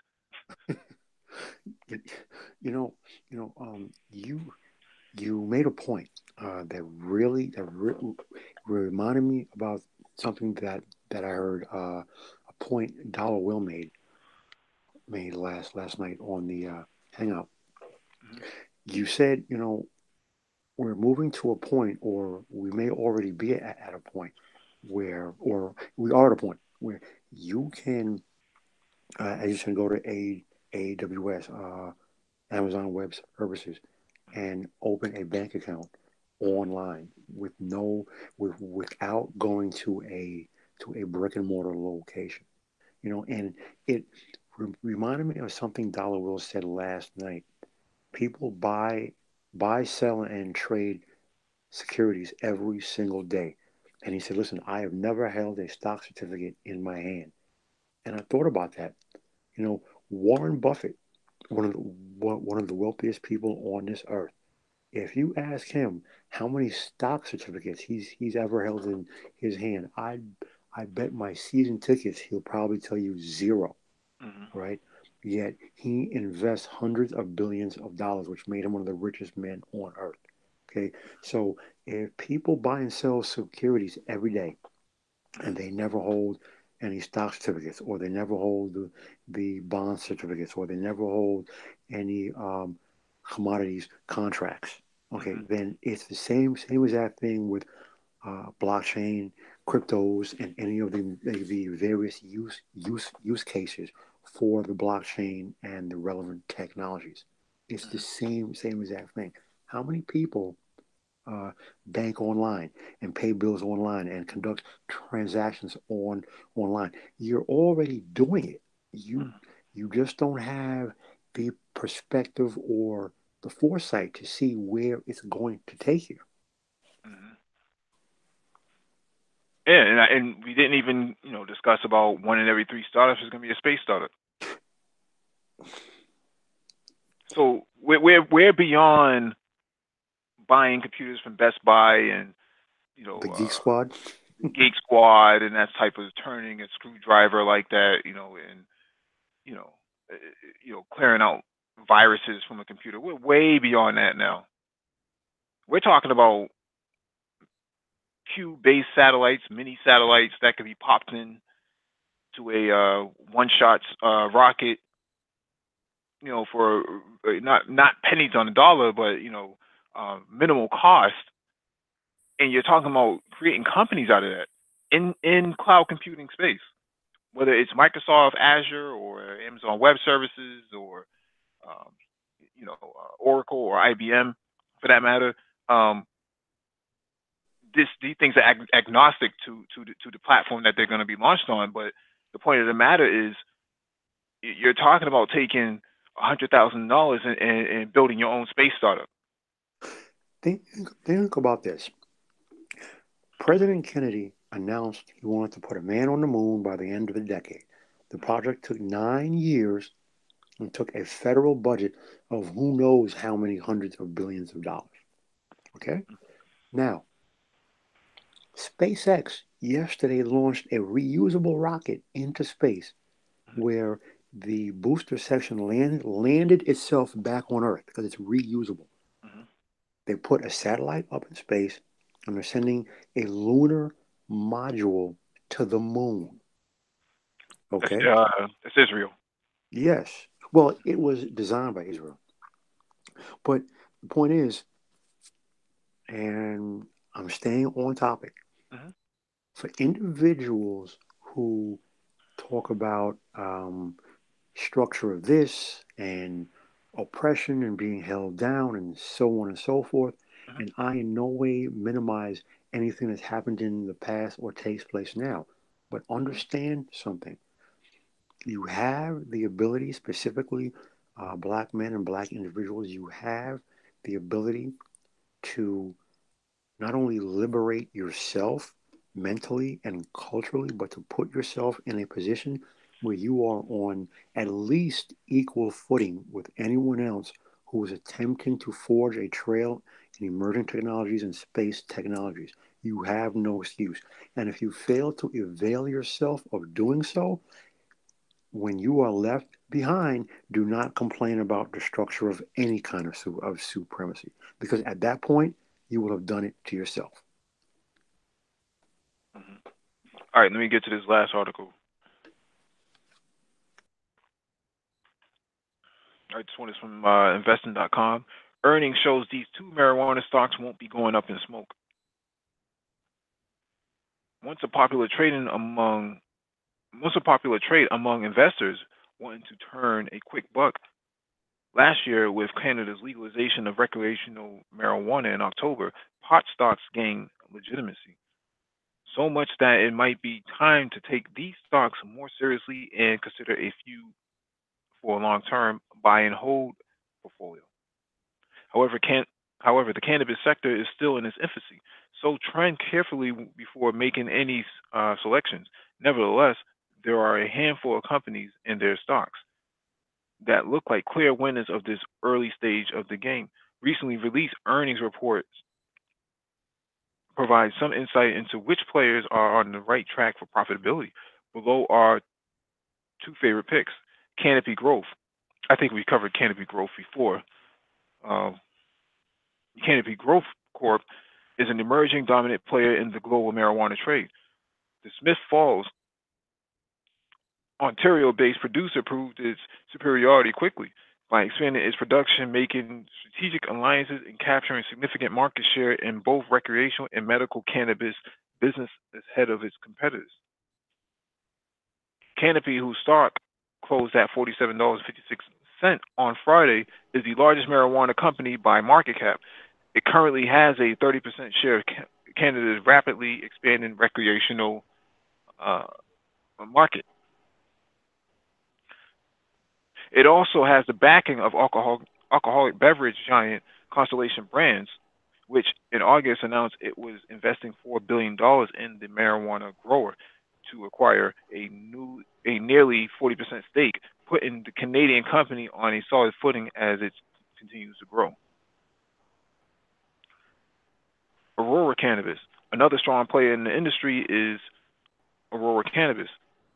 The Edmonton-based company also reported its latest quarterly earnings last week, showing the strength of its business, which is almost equally divided between medical and recreational segments.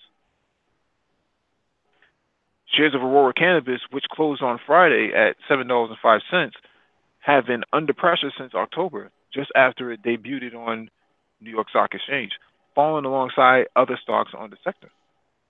During the spring and summer prior to its NYS New York Stock Exchange listing, the company announced two major acquisitions: Med Relief Corp and Canamed Therapeutics, which together consolidated Aurora's market position in the medical segment. Both deals has helped the company produce a whopping 363% increase in its fiscal second quarter sales, released last week, to $54.4 million. The company sold $21.6 million of legal recreational cannabis in the quarter and made another $26 million from the sale of medical cannabis. Now, I put this item on the docket because I thought that either Complex or Anti-Gravity would be on here to speak further to this, but this is a very open market right now. I don't see why black men aren't making more investments into this, but I'm very interested in the medical usage of cannabis in these areas, because I think that there could be some very strong gains to be made out of medical cannabis. I can't imagine how many things that can actually be resolved from this. Lionel, what's going on, brother? Can you all hear me? Yes. Yeah, I can hear you now. All right. Hey, Lionel. What's going on? How y'all doing? Chill, man. What's going? You have anything you want to add? Yeah, I wanted, when you read that, I would want to hear Complex's thoughts on it too. I know he's been saying, bringing the bell for a while on how the market's open and how this can be I won't say substitution. This is our reparations and things like that. And he sent out emails sent out articles with the email about how to get into it and so forth. So, yeah. You have anything you want to add to this?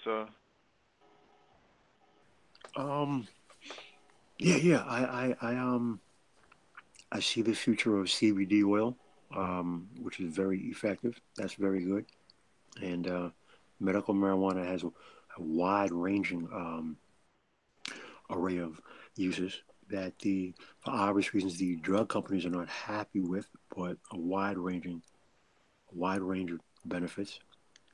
And as a side product, hemp has an amazing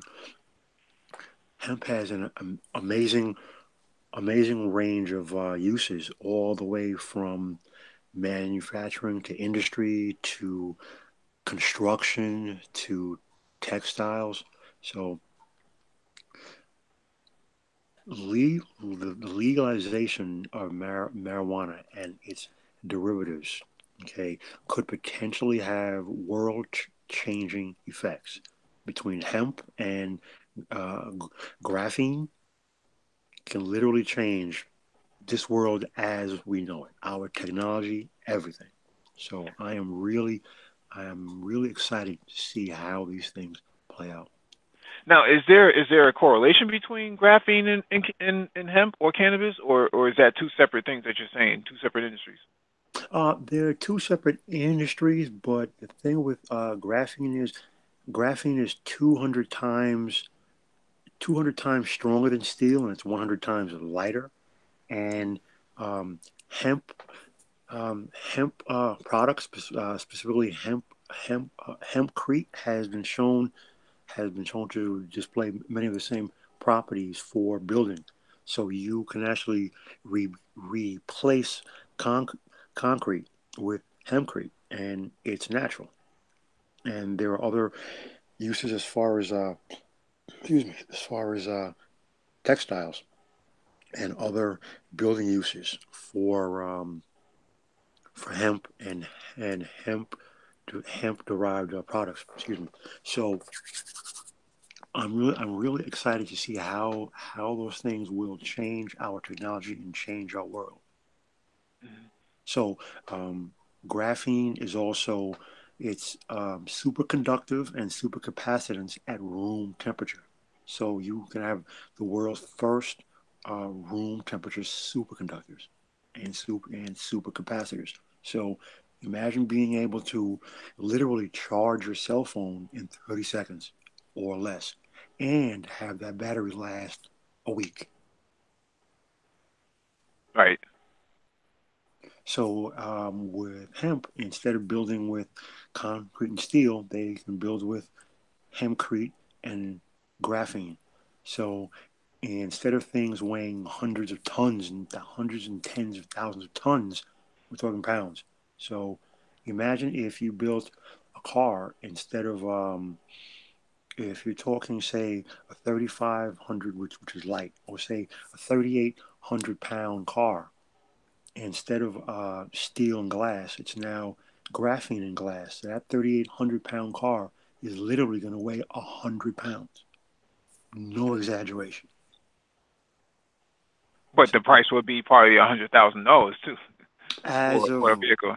as of right now, more. Graphene is extremely expensive to make, and it's very time consuming. But as they bring the price and the cost down, it's going to change the world. And with hemp is natural. It's renewable, as is graphene. It's natural. It's renewable. The uses for construction, for textiles, limitless. Hmm. I know you have any. I know you came late, but did you have anything topic-wise that you wanted to bring up? Nothing. Uh, Nothing on top of my head. Uh, Okay. Um. Yeah, I think that's. I think that. This. Going back to the blockchain and cannabis, not cannabis, but cobalt Mhm. and coltan being put on the blockchain. I think that's going to be really, really something to pay attention to. Look at the price of the those minerals, and including gold too, because gold gets mined by children as well, um, at least in some areas. And a lot of human rights practices are being violated in these areas. So I can imagine that if they start forcing, whether it's the United Nations or some other human rights council, decides that they're going to put a lot of this stuff on some form of public ledger of how this stuff is being mined and how they go about it. You can see the price of gold shoot through the roof too. I mean, it's at 1,200 now. I think it's probably hovering around that part, but for the most part, that could actually go through, 15, $1,600 spike. Hmm. Interesting, because I wonder would that application finally see the end to conflict diamonds? I would probably say so, but maybe some companies may underreport. They'll go through different things in order to different measures in order to avoid uh, being placed on that list of bad companies, right? So Right. they may hire some not hire, but they may end up looking for robots now to go do the work for them. I mean, we see Volvo has been involved, and I think Lionel and I covered an article about these autonomous dump trucks Mm. that can actually yeah, carry material on a site at far cheaper cost than you would paying a driver, right? A driver that requires pension, requires healthcare coverage, he requires vacations and downtime and stuff like that. This robot truck by Volvo, you have a backhoe or earth mover that dumps all that material inside the vehicle, and it travels down the road to a site for processing, and then it comes right back. You know what?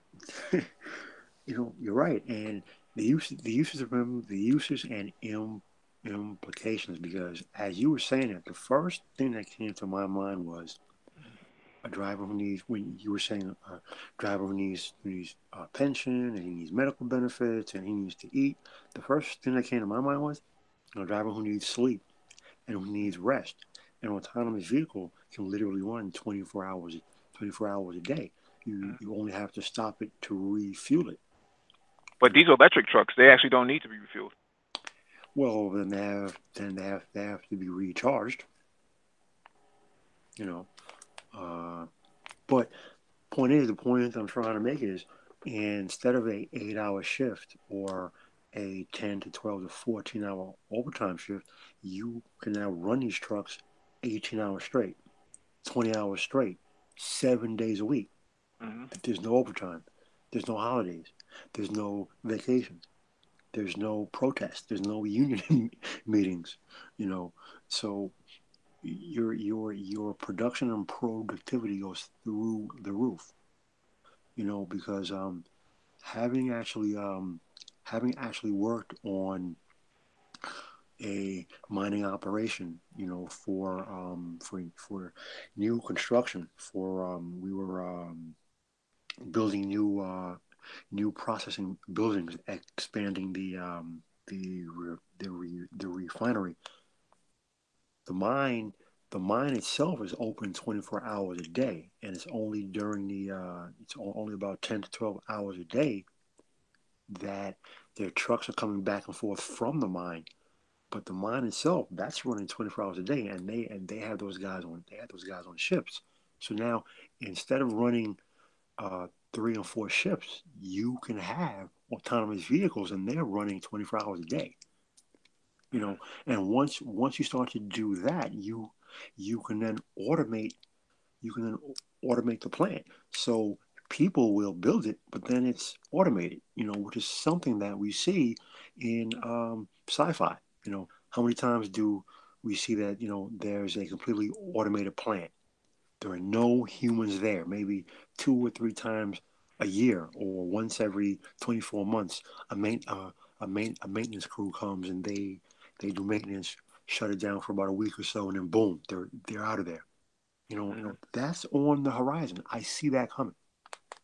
Right. The article I'm pulling up. I mean, I don't want to pull up the video because I definitely don't want that to happen again to us. But Volvo and Skanska report dramatic savings at electric plant site.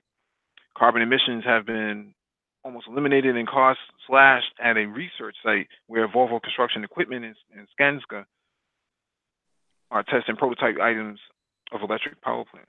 So I'm just pointing out right here this little picture of Right. these convoys of these autonomous trucks, of these autonomous earth movers. Wow. The video that we saw, actually, these things are in sync. They have all the sensors and lidar on them. They know exactly where they're going. Right. This is happening right now in real time. This article is from last year, so we had covered this a while back. But the point of the matter is that this is where we are. As you and I were discussing earlier before Lionel came on, but this isn't about fixing computers. This isn't about your next door neighbor, your grandmother, senior citizen has too many pop-ups coming up on their browser and all these emojis and stuff like that. This is about big, um, heavy machinery that requires a precision of expertise, and that's going to come out of these discussions that we've been having, such as Udacity, edx.org. Um, a lot of the articles we covered, autonomous driving stacks and Waymo, and investing into these areas and understanding these markets. And it's this is where we are. If you're not prepared for it, then Mike, I really truly see the future. And when I say future, I'm talking 10 to 30 years. from where we are right now, 10 to 30 years from right now, um, people are going to be building robots, building autonomous vehicles, building automated retail structures and production structures, building equipment for automated farming. And then you're going to have other people doing all the coding and the programming. And then you're going to have other people whose focus and employment, for lack of a better term, has something to do around space. I really see a quantum shift, and that's really where I see us heading. I really do. Yeah, this is another Volvo vehicle that Lionel and myself had covered. Semi tractor trailers. Mm. And I'm guessing this vehicle is full electric or at least a hybrid. No, it's full electric. Wow. Connects back to a cloud. To a cloud. Wow. Yeah, it's all wirelessly connected. Mm-hmm.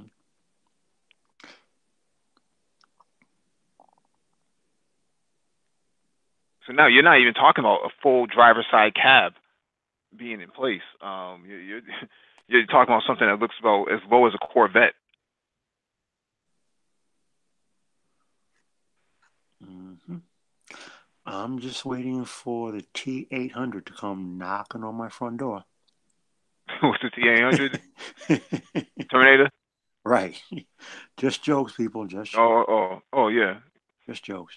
But yeah, this is the future, and it has to be embraced. Yeah, the United States isn't ready for any of this No. sort of stuff. The infrastructure is not together. No, really. It's unfair that many of these companies, whether it's Volvo or Waymo or Lyft or Uber or Ford and GM, Honda, Toyota, it's unfair that they have to foot the bill, to get their vehicles in the road. If I was Lyft or Uber or any of these other companies, I'd be making my investments in Africa, where there's plenty of land, there's very little restrictions. I can design a small little town, 2, 3 miles or whatever it is, and Mm-hmm. put all my normal infrastructure in place that I would in the United States, and create that sort of environment over there, and not and pay Africans in the sub-Sahara to partake in this, the objects identification for artificial intelligence and lidar and things of that nature, and spend very minimal costs getting my project off the ground. Whereas in the United States, you have to go through all this red tape, all the bureaucratic initiatives and things of that nature, and worry about killing a pedestrian and some yo-yo who decides to jump in front of a vehicle um, because there's no human in there, and then they decide to sue. On a continent, you don't really have to worry about that, and plus, you're building up the infrastructure of the continent because now what that's going to open up is mapping. The continent of Africa really has not been mapped out at all from a geospatial perspective. So now you're talking about microsatellites, these cube satellites that have to go up and manage all of this, new autonomous vehicles that will be placed there. So the GPS has to actually bounce off of it, or the GLONASS for that matter, which is the Russian equivalent of GPS, that works actually better than GPS on the continent because it has the I believe it's the north-south perspective rather than GPS that focuses on east-west. Mm-hmm. All of that's going to come into play. There's so many opportunities that's going to come out of this fourth industrial revolution. I can't stress enough that there's so many moving pieces, not so much as moving pieces, but there's so many pieces of so many Legos that need to be stacked on top of each other in order to get the better picture. Would you agree, Mr. Lino?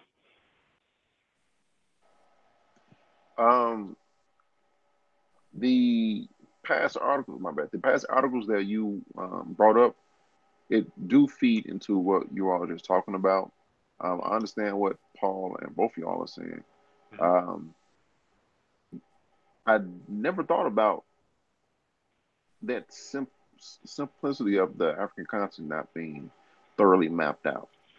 I remember a couple So, years ago that it was a guy. He found another forest or slash jungle mhm. in Africa, just based off Google Maps. And yeah, the African continent have not been mapped out. It's a lot of arable land. It's a lot of fertile arable land at that. Mhm. Yeah, and there's the reason why it hasn't been fully mapped out is because there's no infrastructure. There's no road infrastructure in place. I mean, there's Yeah. some where the colonialists left their infrastructure in place, but in terms of like modern day, off ramps and on ramps and things of that nature, and side streets and crosswalks, that stuff hasn't been developed like that. That's why No, when you look at certain videos of Africa, you see this motorbikes and scooters and mopeds just running in and out of traffic and cars beeping horns at each other. It's a disaster because it hasn't been developed. And there's no fault to their own on the ground. It's just a matter of where they are in the global market. and listen, that's real. Again, I've been there. I've seen it. Dirt roads. And vehicles running around on unpaved dirt roads. Mhm. I've seen all that, but something that Mike said. There is so much land there that a companies can form a consortium amongst themselves, partner with a nation state, literally build a city, build highways, build infrastructure, and test technology where you can have autonomous vehicles, autonomous uh, um, trucks, Mhm. and autonomous excuse me, school buses and things of that nature with Mhm. wireless charging built into the road, and you can do this on a municipal scale as a test bed. Literally build an entire city as a test bed because you have that much room there, that much space. That's why it would take a consortium of multinational companies. It would maybe even take one or two nation states. I mean, we're talking billions of dollars, but we're talking about future tech for the entire planet. And Mhm. the room is there, the space is there. It also requires additional infrastructure investment, we talked about offline one time. You have you have to bring everything with you just so that you can build what it is that you're trying to build. Okay, but once you do that, okay, so you have a real world test bed to see how these things will interact and operate real time. Right, So and now you right, and to your point about wireless charging inside the roads, they don't have to worry about snowfall so much in sub-Sahara because they only have about two seasons in the year anyways. So right, it's not like they have to worry about potholes being, plunged in there because of a truck's blade cutting into the ground, unnecessarily killing the infrastructure that you just laid down. This is like one time you lay it down, and it's good for the next 35 to 40 years. which excuse me, which would also make an awesome test bed Mhm. to bring it back to hemp products and graphene products Mhm. to test these things out in the real world. Because imagine, imagine having uh, wireless charging tech, wiring, and actual components made out of graphene, okay, and hemp derived products. Okay, so it wouldn't matter as far as weight stresses, as far as having vehicles fully loaded, driving over them. It wouldn't matter. Mhm. So just the potential is limitless. And as I've told you, Mike, it surprised me several times because I watch debates in Parliament at least twice a week, sometimes more, and to see members in Parliament consistently, openly talking about we need to be in Africa, we need to partner with our former members of the empire. We Mhm. need to partner with the financial and technical leaders in Africa. And these are members of parliament, MPs saying that. So that tells me that, of course, MI6 is already there, but the people behind the scenes are already there on the ground. So now they have their mouthpieces, the members of the government, the MPs, parroting that. Right. They realize what's going on here. I'm sorry.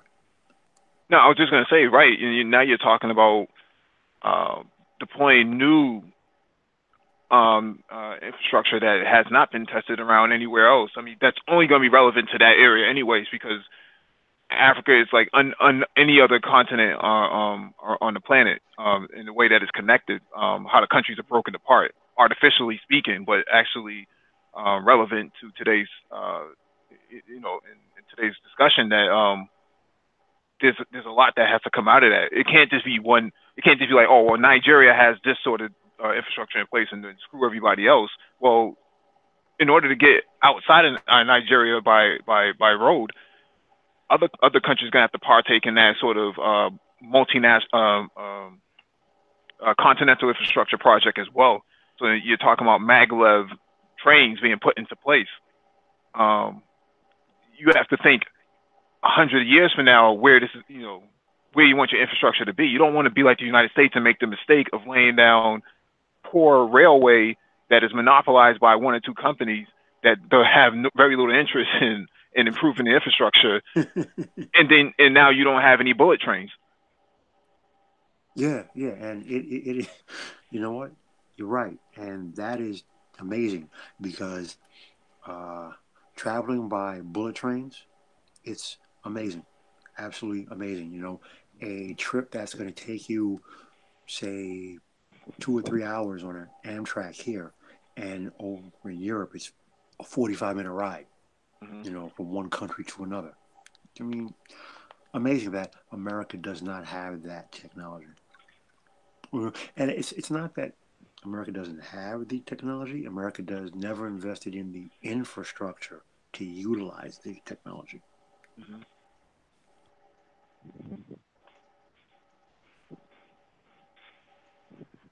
Yeah, I made sure I wrote down that that what we were talking about earlier about the Philippines coal mining plant being newly developed by the Chinese. So that's something I think we should put on the docket for next week. Absolutely. Actually, have a discussion about infrastructure in itself. Absolutely, because that is a topic. While everyone is focused on building walls and immigration and other frivolous nonsense, the crumbling infrastructure is something that will absolutely continue to hamper and hinder this country. Mm-hmm. Now, I know. Did you get the link initially or no? No, I didn't. Yeah, I'm sorry about that, man. No problem. I only scheduled this for like 10:30, but I don't think I have anything else. I don't have anything else on the docket because I kind of plan this out late in the afternoon. So,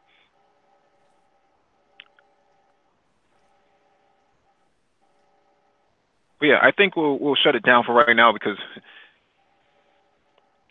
I'm really sour about not having our original channel and having to go here and not really having all the the links and stuff in place. Mm-hmm. Because I have to jump from one account to the next, and then that account decides to close on me because I jumped from another one. It's a pain, man. Wow. But yeah, thank you all for joining us, and we will be back next week.